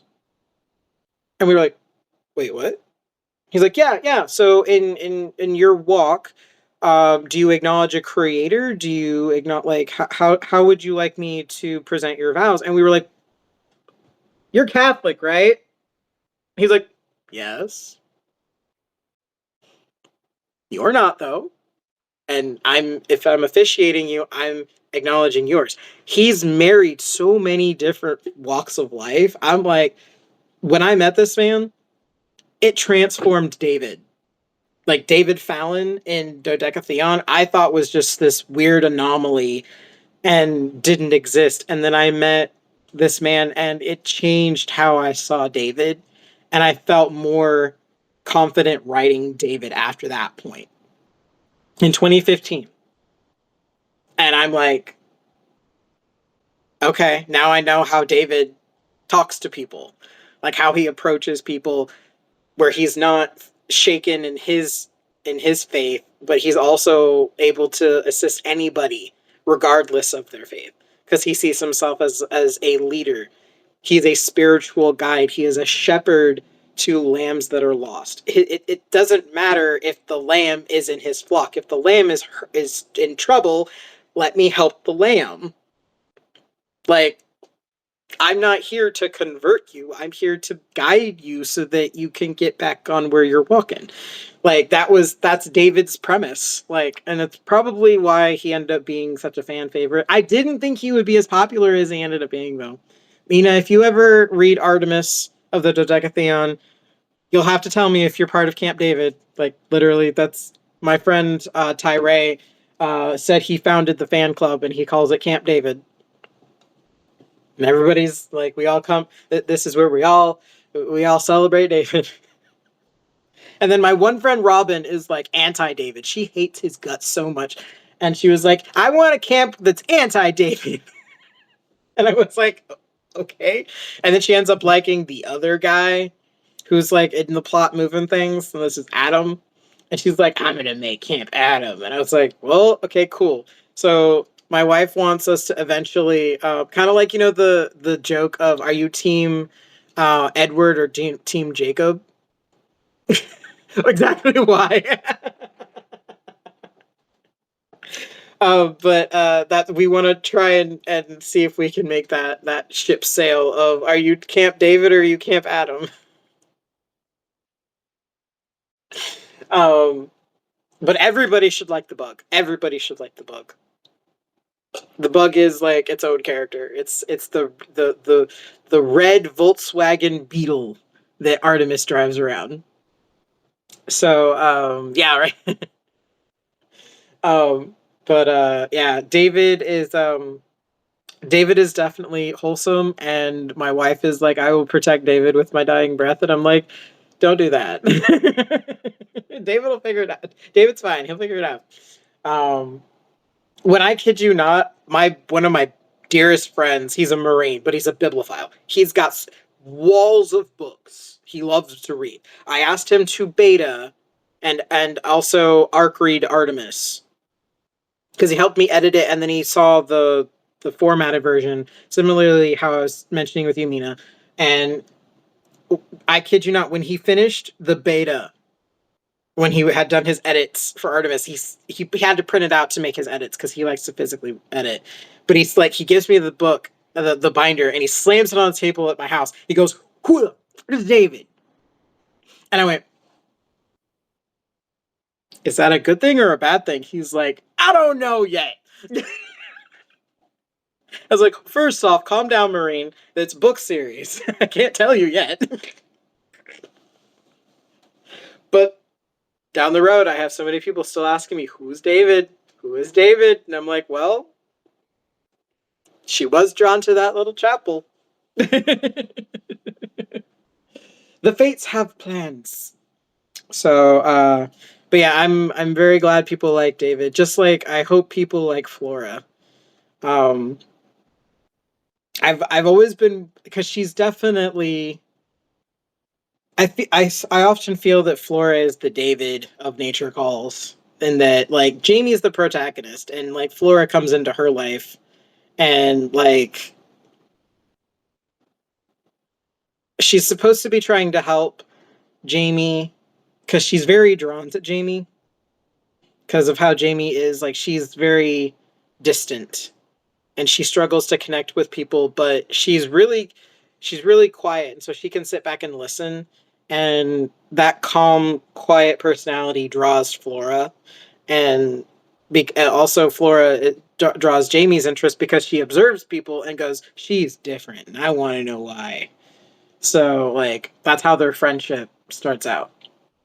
But yeah, I hope people enjoy Flora to the same degree. Although I just found out like 2 days ago, my wife's favorite of the elements was not Flora. And I went, "Who's your favorite?" And she said, "Flash." I'm like, "You and your chaos." When I tell you guys, the Passport de Fae is chaos. She is a chaos fae, right? Which is Mrs. Winchester's character in the Imaginings universe, which is heavily influenced just by her energy in general. But I, she loves the chaos characters. Jake is her favorite of the teenagers, and apparently her favorite character overall. But Flash is her favorite of the elements, who Flash calls himself Flash. His real name is Lightning, but he doesn't like that. So he calls himself Flash, and he made everybody else call him Flash. Although I think the only people who really call him Flash, like his dad calls him Flash just because it's his dad. And he's like, "You know what, kiddo, Flash it is." And then his brothers call him Flash just because he won't acknowledge them in what they say unless they say Flash. And then I'm trying to think that Flora calls him Flash just because she was the youngest one and everybody called him that. But mostly everybody else is like, "Lightning!" And he's like, he thinks he's hip. It's really just that it's hard to keep Lightning focused for long, right? It zaps off. I had no idea that her favorite was Flash, but she also loves Thunderquake because she says Thunderquake is the cutest bean. She's like, he's the sweetest guy, like one of the sweetest characters I've written. And I'm like, well, his arc isn't exactly like turbulent. He's got middle child syndrome, okay? Like he had to be like the mediator, and he's just like, so he's already like, his rebellious phase ended very quickly. But he's very mature though. He's very mature for his age though. I think he's like because he and Lightning are twins. So Lightning obviously was born first because Lightning can't possibly come second. And then like, yeah, he's also got insane metabolism, so he's skinny as heck. And then you've got Thunderquake, who's just built like a tank and stomps too hard, and you have an earthquake. Hence, his name is Thunderquake. I won't say why it actually is that. You'll have to figure that one out in the story. But yeah, Thunderquake is was one of the reasons why I thought like I could try and tap into like the people who like the fantasy like fairy stuff. Which I think I've mentioned this before, is that I try to find like the niche audiences that like these things, but I'm never good enough. Like Leif and Gust obviously have one of the cutest meet cutes I've ever written, and yet they're not gay enough. And I'm like, okay, fine. Um, I've got Thunderquake, who's just like this big tank guy, and like he's stoic and like tall, dark, and handsome. And nope, he wasn't enough for the romanticy crowd apparently. At least when I was over on Inkit, which that is it's one of the reasons why I'm not trying to cut it off, but I'm definitely trying to distance from it, because originally it was a bit more well-rounded, but it's leaned far more into just romance heavy, and all these other books are just not performing well. And if you don't meet that expectation, they start giving you like not great reviews if you tried like pushing it, just because they were disappointed. And I'm like, ugh, I don't need that. um, but I still love Ink It. Like I'm at like, I'm pretty sure a third of the team, um, knew me by name. Um, they loved my stuff. They really wanted to get me on Galatea, which it's a platform where you basically are reading as you're reading, um, and you progress through the pages of what you're reading. It would have sound effects, moving images in the backgrounds. Um, like basically, it was like a more immersive reading experience. Sound like music, even kind of in the background. They really wanted Nature Calls because they were like, just the sensory images from this story. We would love to have you, but I couldn't gain up enough traction to one.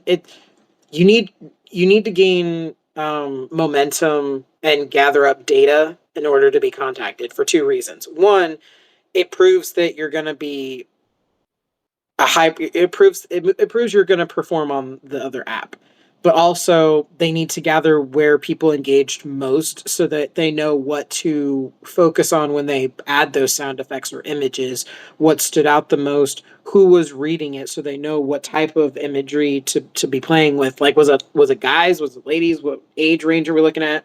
So they did a lot of like analytics went into building the adaptation, and I just could never build up enough, which is another place where I got discouraged for a while, that I thought my stuff wasn't good enough. Um, but then I would get these like these reviews from people that they were like, "Why isn't this on shelves yet?" And I'm like, "Because not a lot of people were liking it." Um, now, mind you, like I mentioned early in this stream, when spring launched, quarter one is where you're making up all your expenses, but quarter two, I almost made $300 in royalties. That's how much spring sold. Like, I know I got an audience for this. It's just a matter of trying to get it to people who will read it. And unfortunately, because of how it looks on the surface, it does look like I wrote this for like 13 to 16-year-olds, but it's really not. It's definitely a multi demographic genre book series. Like I said, you'll get old enough to read fairy tales again. Um, I originally wrote it for like adolescent and young adults that are walking into the unknown and the storms that come with crossing that threshold of childhood, and where you really don't have any cares. You're just living life, and the conflict that comes from just living, to adulthood where now you have responsibilities on top of life. And that's scary. And I really was trying to write this story for them, was when I first started. But as I'm writing it, and I mentioned this in my cover reveal article that I posted, I as I'm growing older, I realized that some of the wisdom that I had gained was being added into the story. And then the parents that are like, I wanted to write parental figures and mentors that are real, because one big issue I've always had with like modern young adult stuff and kids books is some of the time the only reason that the story happens is because the kids didn't have good mentorship in their lives. Like, you've got horrible parents, or no parents, or your guardians are restrictive, and I'm like, what if we had a story where the parents weren't that bad? Now, mind you, not everybody's perfect, obviously, in the story. Um, like, I start out with the doll family, which that's just like stepping into a fairy tale. Like, that family is. I love the doll family. I love them so much. But they literally, if you know about like the hero's journey and like where you leave the natural world for the unnatural world, walking in their house feels like stepping into another world. Um, they're originally from like northern Norway, which a lot of northern Norway still has like old school infrastructure. Heck, Frisia's dad is a fisherman. Like they're a very traditional family, but like Papa Doll got a job in America with his degree that he got. So like that's why they're there, but he still grew up in that environment. So they still have very strong traditional roots. And that's kind of refreshing for the kids to see because obviously everybody else like they're coming from like a family in the 21st century. And so it's kind of nice to step into something traditional. And I'm seeing now in trends we have a lot of Gen Zs that are fascinated with like analog technology. They want to see some of that old stuff. Like they're like, oh, I love vintage stuff, or I love old stuff, or I love old tech, and that just that ability to disconnect from the world for a little bit, but also feel more connected than ever. Like actually have genuine engagement and things like that. Um, like that was what I was designing with the dollhouse, and I didn't even realize that's what I was doing when I first wrote this. I didn't realize how important it was going to become, how special that space was going to become.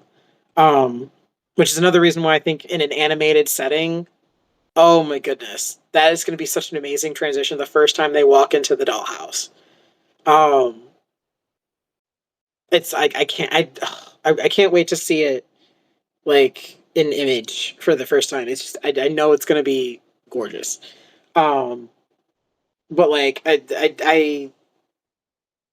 I've had people of different ages and different demographics on Inkit leave me comments about like teenagers that they really connect with these teens because all of them are misfits and a lot of the bullying there's bullying that happens like these are like poor Jake like this guy who's like a lackey on the football field can't stop picking on him not just because he's got like dyed hair but he also like it's like his brother used to be a star on the football team and he's a musician like he likes to play guitar and he likes rock music and he's a rebel and but he's short so like that kind of stuff that guys have to put up with and then you've got the girls that are like oh she's not pretty enough or she's not oh she's not going to get you places or things like that like the kind of social dynamics that you have to put up with in high school which is why I would never ever wish to go back to high school. High school sucks. Middle school sucks. I think elementary school might be like the one place that is not that bad. But even then, I'm seeing like some stuff lately, and I'm like, oh god, school just sucks. But yeah, like I wanted to write a story that had you're facing some tough stuff, but when you've got good people in your corner, that's what makes it easier to get through that. Um, and heck, even some of the yeah, school sucks. But even some of the parents are going through things. And that was because as I got older, I'm realizing like fleshing out these parental figures as fully fleshed out characters, they're going through stuff too. And I felt that was important for young readers to see is that yes, adults are adults, but they're people too. Just because you become an adult doesn't mean you have everything figured out. You're still we're all walking life the first time, right? I mean, some of us have some insider knowledge because we may have past memories, but that's from the past. This is the present. Nobody's been in the present before. And like when I understood that my parents were human, a lot of the stuff that I'd held on to for a while, it literally went and I went, okay, so your parents are doing the best they can with the resources they have, and they don't always have the resources they needed to for you. And that doesn't mean they didn't love you less. That doesn't mean that they were holding it against you. Like again, I'm writing characters. These are characters who actually genuinely do care about the kids in their lives. Um, they just have their way of doing it. Because remember, your perspective isn't your parents' perspective, right? And your parents don't have your perspective. You can only see through your eyes. And like one of my favorite things that I wrote about was there's like the family dynamics. It's in Moving Day actually. Um, Jake and his dad have never seen eye to eye, and in the books, I know some people were like, "Wait, why? Why are they talking?" And I was like, "Well, I tried to establish it a little bit, but like Moving Day was the seed planted that started building bridges, and like people could really see where the family was at, why things had gotten so bad, and instead of just giving up, I wanted to show what happens when you don't give up on yourself, when you don't give on people you care about. Um, because essentially Nature Calls is definitely about healing, because that is the theme. It's nature. Nature has its own its own immune system that it can heal from storms, it can heal from devastating circumstances. Um, I mean, they show us all the time that like through the most devastating wildfires, when something starts growing through it, everybody breathes a sigh of relief because they're like, "Oh, thank God." Like there's the hope that we can come back from this devastation. And that was a huge theme in Nature Calls, is that storms come and blow through, but they blow through. And what you do in the wake of the storm is what matters. Like how you come back from the storm. Um and that's where I really was trying to teach resilience, and that you can do this. You can come back from these storms. You can overcome. You can be whole again. You can heal from horrible things because we're designed to. And I can speak to that because I was an angry little brat. No, I wasn't a brat, but I was definitely an angry punk. I was definitely an angry little punk teenager. There were times I would go outside and sit on trees and just curse. But I went to the tree because I felt like the tree would listen. I felt like the tree was the only one listening. So, and then as I grew more in my pagan faith, and I learned about how trees actually engage with each other, how forests work, how that's a community all in itself, right? Like they communicate through through the soil and things like that. Yeah, right. Go find a tree, Mina. They're still listening. I promise they're still listening. I told my wife when we found a house I needed to have at least a tree in it. I need one tree, at least one tree. Don't you cut down trees. I want my tree. I actually had a conversation with one of the hairstylists because I've been going to get I'm trying to grow my hair out. So I've been getting keratin treatments so that I can actually take care of my hair because I have my carpal tunnel and arthritis. But we were joking about how her parents actually, they were like, "You're acting out. Go sit in the tree. Go sit in the tree and ground yourself. You're acting out." And I was like, that is such a good idea. I'm like, I'm using that. And she's like, good, spread the word. So like I was like, that is like the opposite of go get a switch. It's like, no, you know you did wrong. Now go sit down that route and think about what you did. You go ground yourself. You're acting out. You're acting crazy. I'm like, yes, I love that. I love that. Teach mindfulness. Teach mindfulness. Um, but yeah, so like that's what I wanted Nature Calls to be about. Is not yes, I want you to be entertained. I want it to be entertaining. I want it to be a fun adventure, but I also want you to take something back with you from your adventure. I want you to be like, you feel good or you took something away from the story.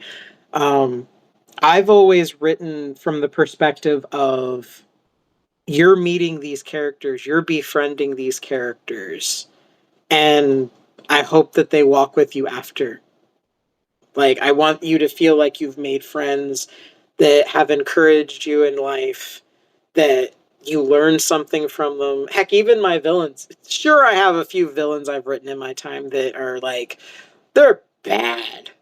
They're just bad. But I still want something to be learned from it. Like, I want it to feel real. Um, One of the most terrifying villains I think I've ever written genuinely thinks what he's doing is for the good of, like, humanity by taking out a whole demographic that is supposed to be there for humanity. Like, he's definitely ends justify the means, and we're like, what? And I wholeheartedly, if people are like pitchforks after that guy, you have my seal of approval. Um, yeah, he's oh,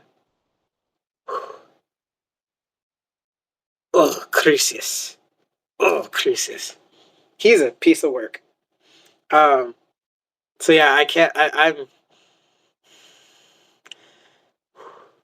He's in the prologue of Artemis, which, um, I actually the prologue to Artemis is free to listen to if you go through my archive. Hearth of a Writer. I back on my Spotify version of it. I actually all the free stuff came over to Substack. I thought I was going to bring my paid stuff over so I could have the paid stuff here, but it didn't. Um, which is why I'm just going to have to revive the original over here. Like that's the plan for Hearth of a Writer. I'm just going to completely redo things over here. But the prologue to Artemis is on my archives here, and it's free to listen to because it was free to listen to on Spotify. But Spotify's just been a pain, and I'm tired of it. I'm moving the hub to Substack. Um, but yeah, so the prologue has Crisis is in that one, and ooh, ooh, whoever gets to play Croesus in the audio drama, because I don't know if you were here for that one, Mina. I was telling everybody that one of my dreams for the Dodecatheon saga is to actually convert it to adapt it into an audio drama, not an audio book, an audio drama, where each character will have its own unique voices.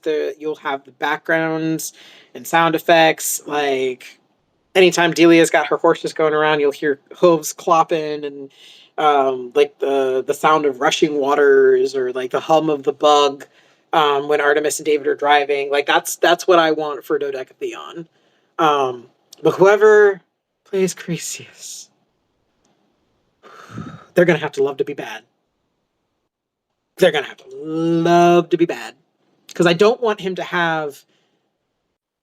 Like I know when I was doing it, I wanted him to sound like I wanted to give him like a pompous I am better than thou voice. Like I am holier than thou kind of a voice. Like he thinks he's above people. But whoever plays him, I want them to sell it. Like I want him to feel realistic. I don't want him to sound like a mustache villain. Um I want him to sell it. So whoever plays him, they're gonna have to commit.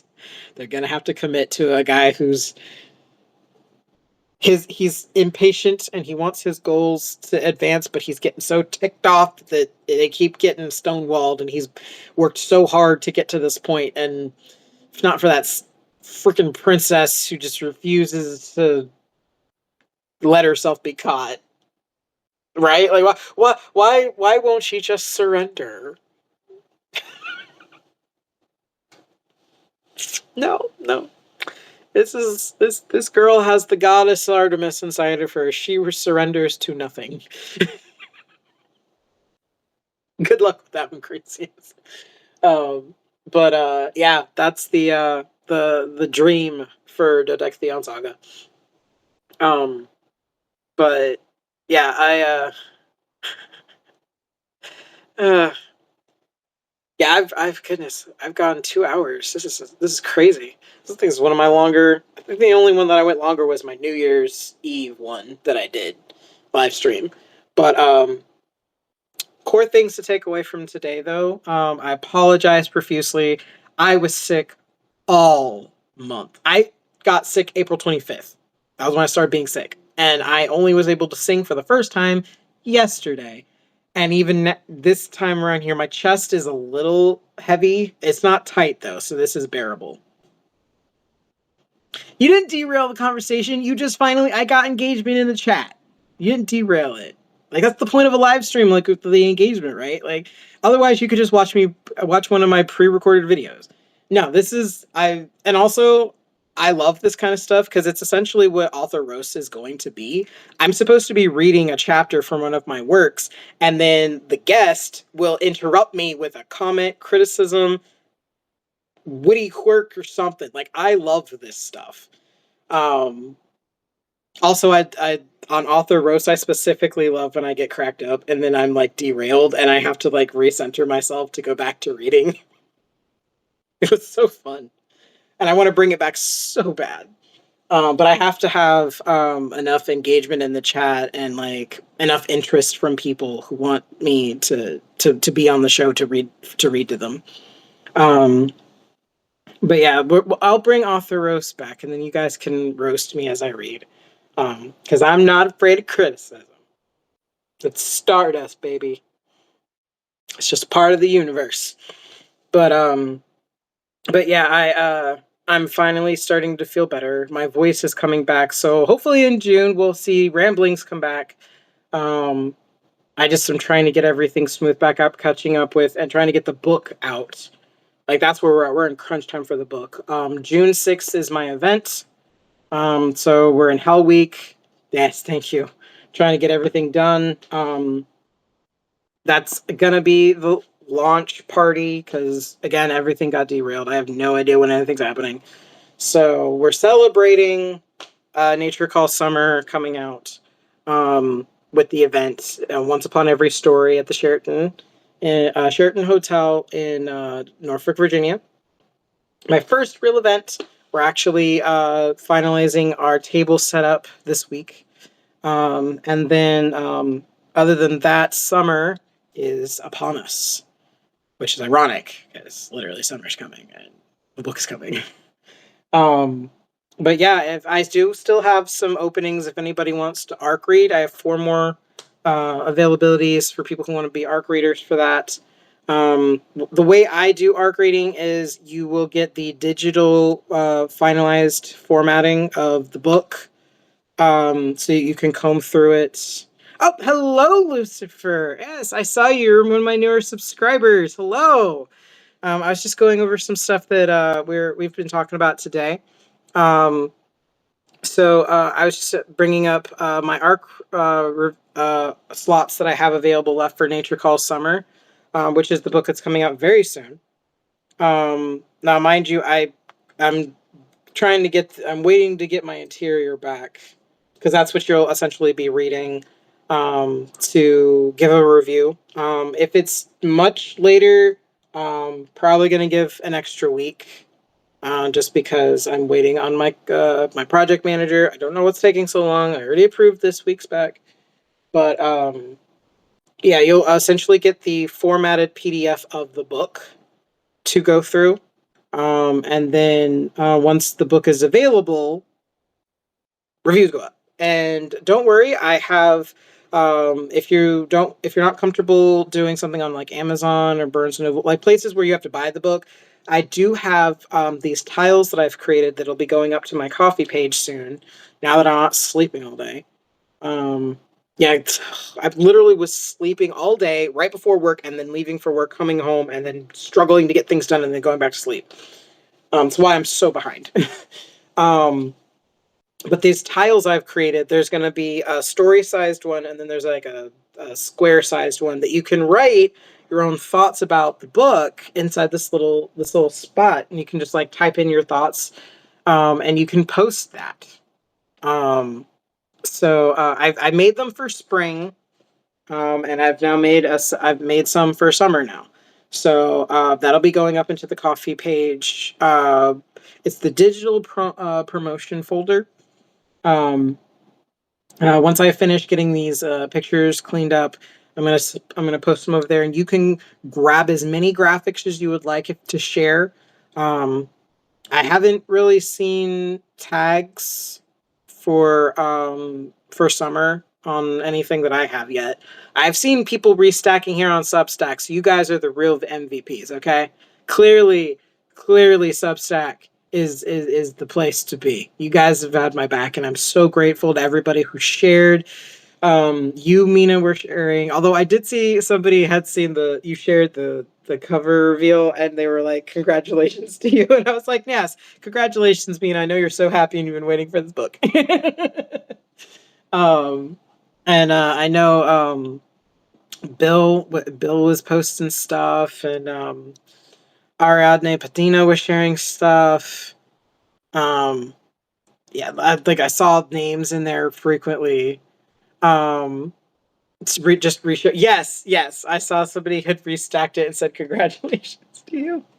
But I was like, you know what? I'm gonna count it because you are excited. Congratulations to you about this book you're excited for. Yeah, I'm excited to see this move forward. But my goal is I want summer to have the same success, if not better, than spring. Because spring, I mean, it was a first book, right? It's only one book. This is two books now. I have a raffle of a bundle for spring and summer for people who promote the book. Um, like if I see you posting a lot with either graphics or you came up with a post or something like that, just to spread the word, because word of mouth is really the only way to really get people to read my stuff, because I'm not very niche. I'm very much general audience, literary, cross genre. Um, Character driven, so it's not very tropey. It's very difficult for me to pinpoint um if I'm tagged. Yes, if I'm tagged. Yes. Um yes, a podcast shout out would count if I'm tagged on it. Yeah, yeah, tag me in the show notes. Um but yeah, I'm definitely telling people like anything any like promotion that's drawing people that can lead them back so they can either see the book, they can see me, or they know where to find me. And I need, like, again, tag me so I know you did it right. um but yeah, I'm raffling a bundle of spring with summer. So there's three up for grabs.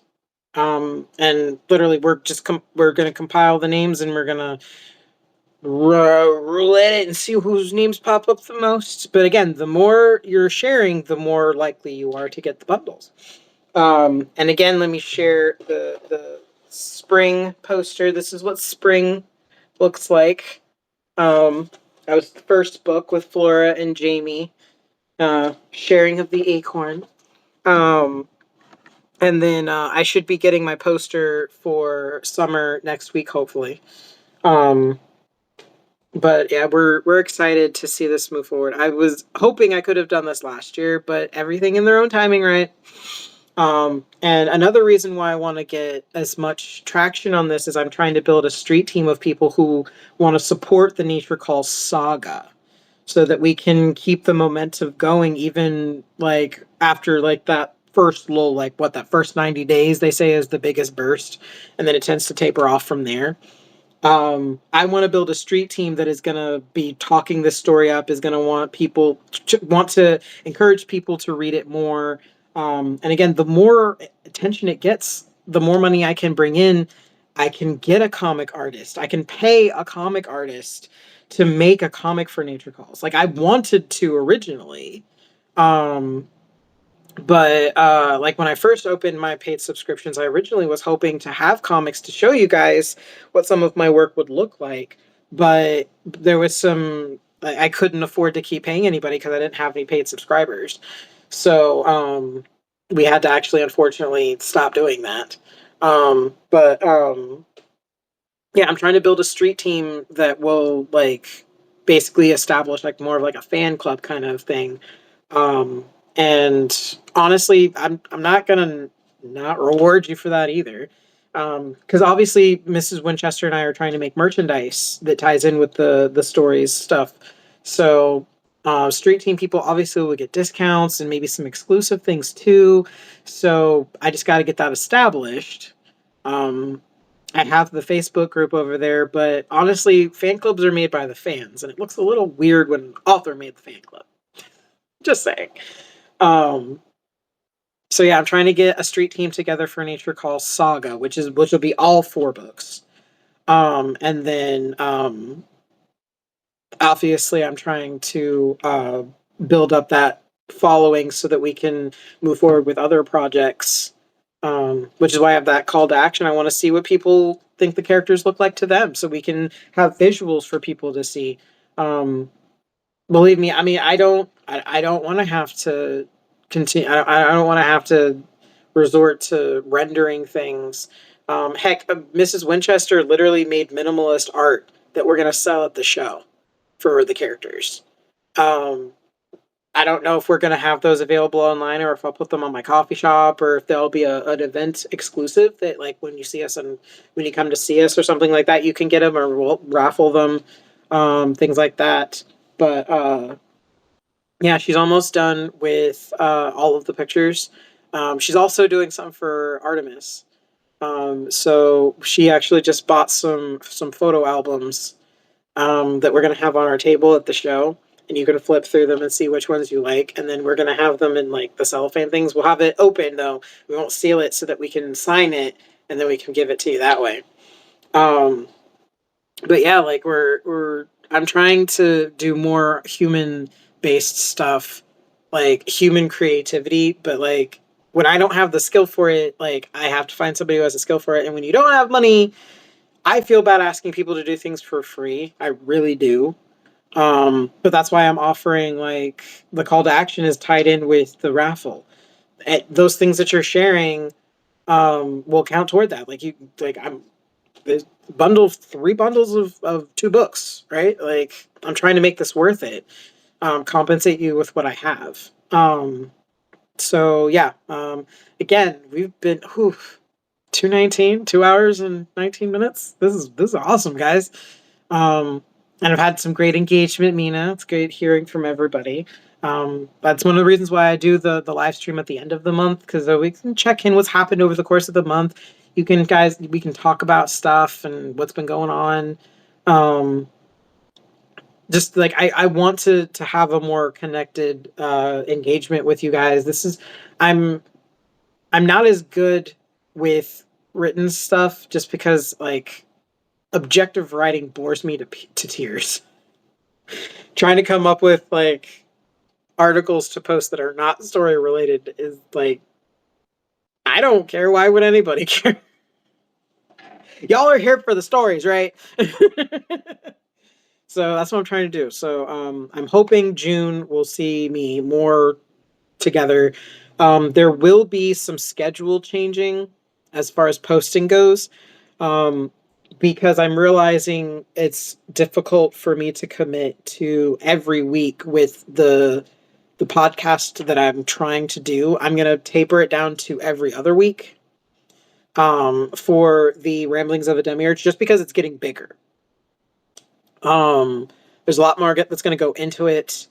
Um, Let it breathe a little bit. Mrs. Winchester is going to be a part of it now, so I want to make sure that I've got time to record with her and then edit it around her schedule too. Now, if I get to a point where I don't have the escape room anymore, which as much as I love my job, I also acknowledge that it does tend to get in the way of me progressing further with the writing stuff. Now, I cannot leave the escape room until I'm making basically more than what I make at the escape room because I barely break even bill wise at the escape room. Whenever I don't, I that's where I get to put money into other things. But but yeah, so like if I start bringing in the money from either paid subscribers or my books are making more money, um Heck, I'm gonna still do the Hearth of a Writer. I'm gonna finish out Eclipse, and then I'm gonna redo Nature Calls Spring. Just because I have a better recording setup now. That I want to be able to re-record. I have a better vocal, I think, confidence in how I'm going to record things. But then once I finish, I'm gonna read Nature Calls Spring, and then I'm gonna reread Artemis, and I feel like that'll give Summer enough time to have breathed, and then I'll read Nature Calls Summer, and hopefully by then I'll have even more books to read. Um, but yeah, so hopefully you guys will check out my paid tier, so that that's worth your while, so you can hear me read the entire book chapter for chapter. Um, right now there's 10 chapters of Eclipse up. Um, so if you're on the paid tier, which I am gonna alter it slightly so that you can do the 7 day and you can hear the first three chapters. Um, and then maybe it'll convince you to want to subscribe. Maybe. Um, but yeah, I've been at this a while and I'm starting to get hungry. And I've been talking and I have a whole thing of coffee that I still haven't finished. I've had like 4 sips out of this thing. Um, I've mostly been sniffing it. But Dragon needs his coffee, otherwise he's gonna go turn into a dragon again. Um, but hopefully you guys are excited for June.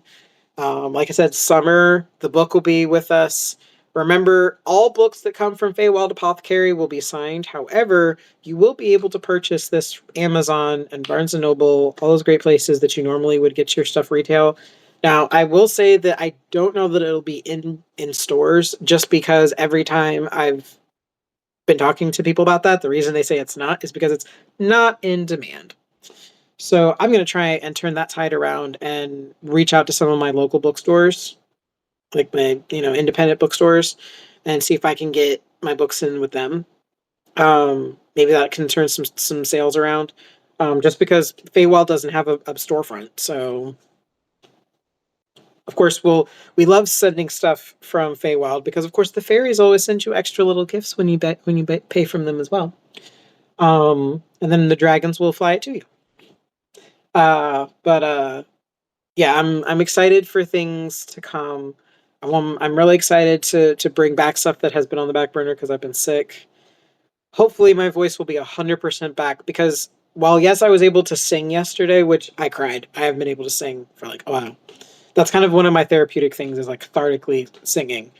Um, but once the scratchiness fully goes away, I'll be able to do the voices that I was wanting to do with the new segments that I have on the podcast. So like you can only do so much with the voice augmentation, like for my inflection and stuff. I still gotta have a good voice. Um so yeah, I've kept you the podcast, we've been going on here for almost 2.5 hours, so I do need to go probably get some food. But I do want to always let you guys know, I'm very grateful to everybody who's been engaging with me. This is one of the reasons why I want to be an author, is I love engaging with my audience. I love hearing what you guys think. I love talking to you guys. I want to build fandom. I want to bring, joy to storytellers and stuff like that. Yes, yes, I love when you pop in, Mina. I'm definitely gonna be trying to get in touch with you and Mary Ellen about trying to get on the Demiurge Conclave, because you guys have great things to share, and you are both prolific Demiurge. So I definitely have your names on my list of Demiurge to reach out to for the Conclave. Um, but I definitely, everybody else though, thank you so much for coming on and listening to me ramble. That's what happens when you're gifted and ADHD at the same time. So you have lots of complex things in your head, but ADHD means you ramble. But again, things will be hopefully getting back on track in June. It's just been a crazy month. I miss writing, guys. I want to get back to writing some of those short stories. Like I missed out on all those Portal stories. I mean, of course, that doesn't mean I can't jump back in it, right? I can't write them after the fact. Um, Hopefully, I'll be able to flesh out some more of the Solar Wanderings lore. because ultimately that is going to become far more collaborative. So definitely make sure you're paying attention to my publications to see where that comes through. Just giving you some lore for now. Um, but I will definitely send you guys off with my blessing as always. Be kind to yourself and to others as we all are traversing the same path in life, just different vehicles. Some of us are in brand new cars off the lot, and others of us inherited some old clinkers that are still moving. But sometimes we need a tire change on the side of the road every once in a while. But it's the same path. We're all going down the same path to the end. So keep that in mind as we're all going down, and just be patient with yourself. I know I've had to be. Um, and we reap what we sow, right? So if you plant seeds of the good fruits, they'll nurture them, of course. You'll be able to reap some good fruits of kindness and compassion, empathy. And those fruits can be shared to others' benefit. So think about that too. When you're sowing good seeds of goodness, you can actually share those and help other people. Um, but yeah, keep that in mind because I think we really need to share some good fruits with other people and give them some blessings too. And I always sign off with happy reading and listening adventures, but we'll see if the live stream decides to end this time, right, Mina? Remember last time? It didn't want to sign off. Um, I've tried doing it on my PC, but my I don't know what's going on with my internet. It's not great. It's not great. My phone does much better. So yeah, but again, happy reading and listening, whatever adventures you are escaping into. I will see you next time, and we'll see if this actually lets me end the stream. Thank you all for being on here with me. I will catch you next time.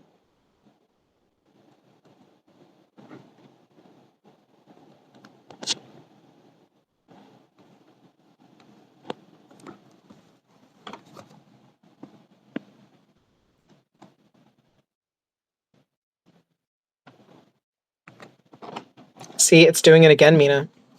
It won't end. The button's right there, and it won't end.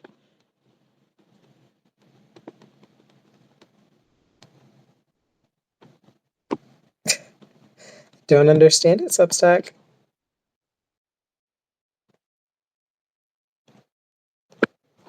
Yeah.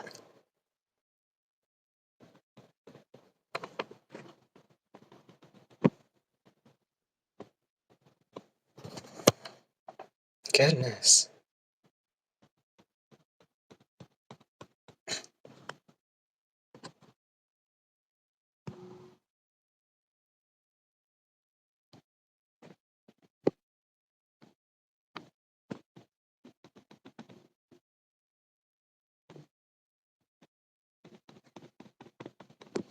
Yep, it's doing it again. I hope I don't have to turn. I hope I don't have to turn my phone all the way off again. That would be embarrassing. Let's see. I wonder if it'll let me turn it off from the.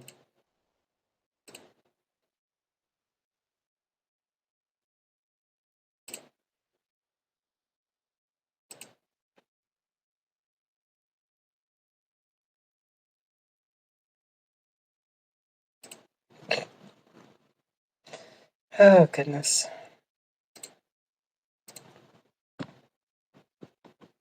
You don't have to watch me. I'll be embarrassed. Otherwise, you can enjoy, watching the silliness. I mean, it's great entertainment, right?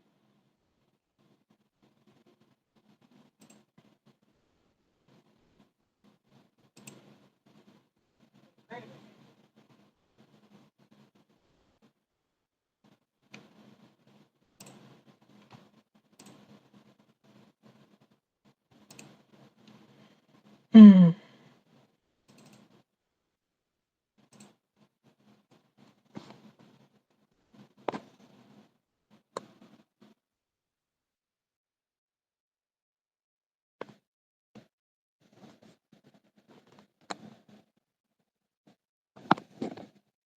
All right. I'll see if it'll let me do it this time.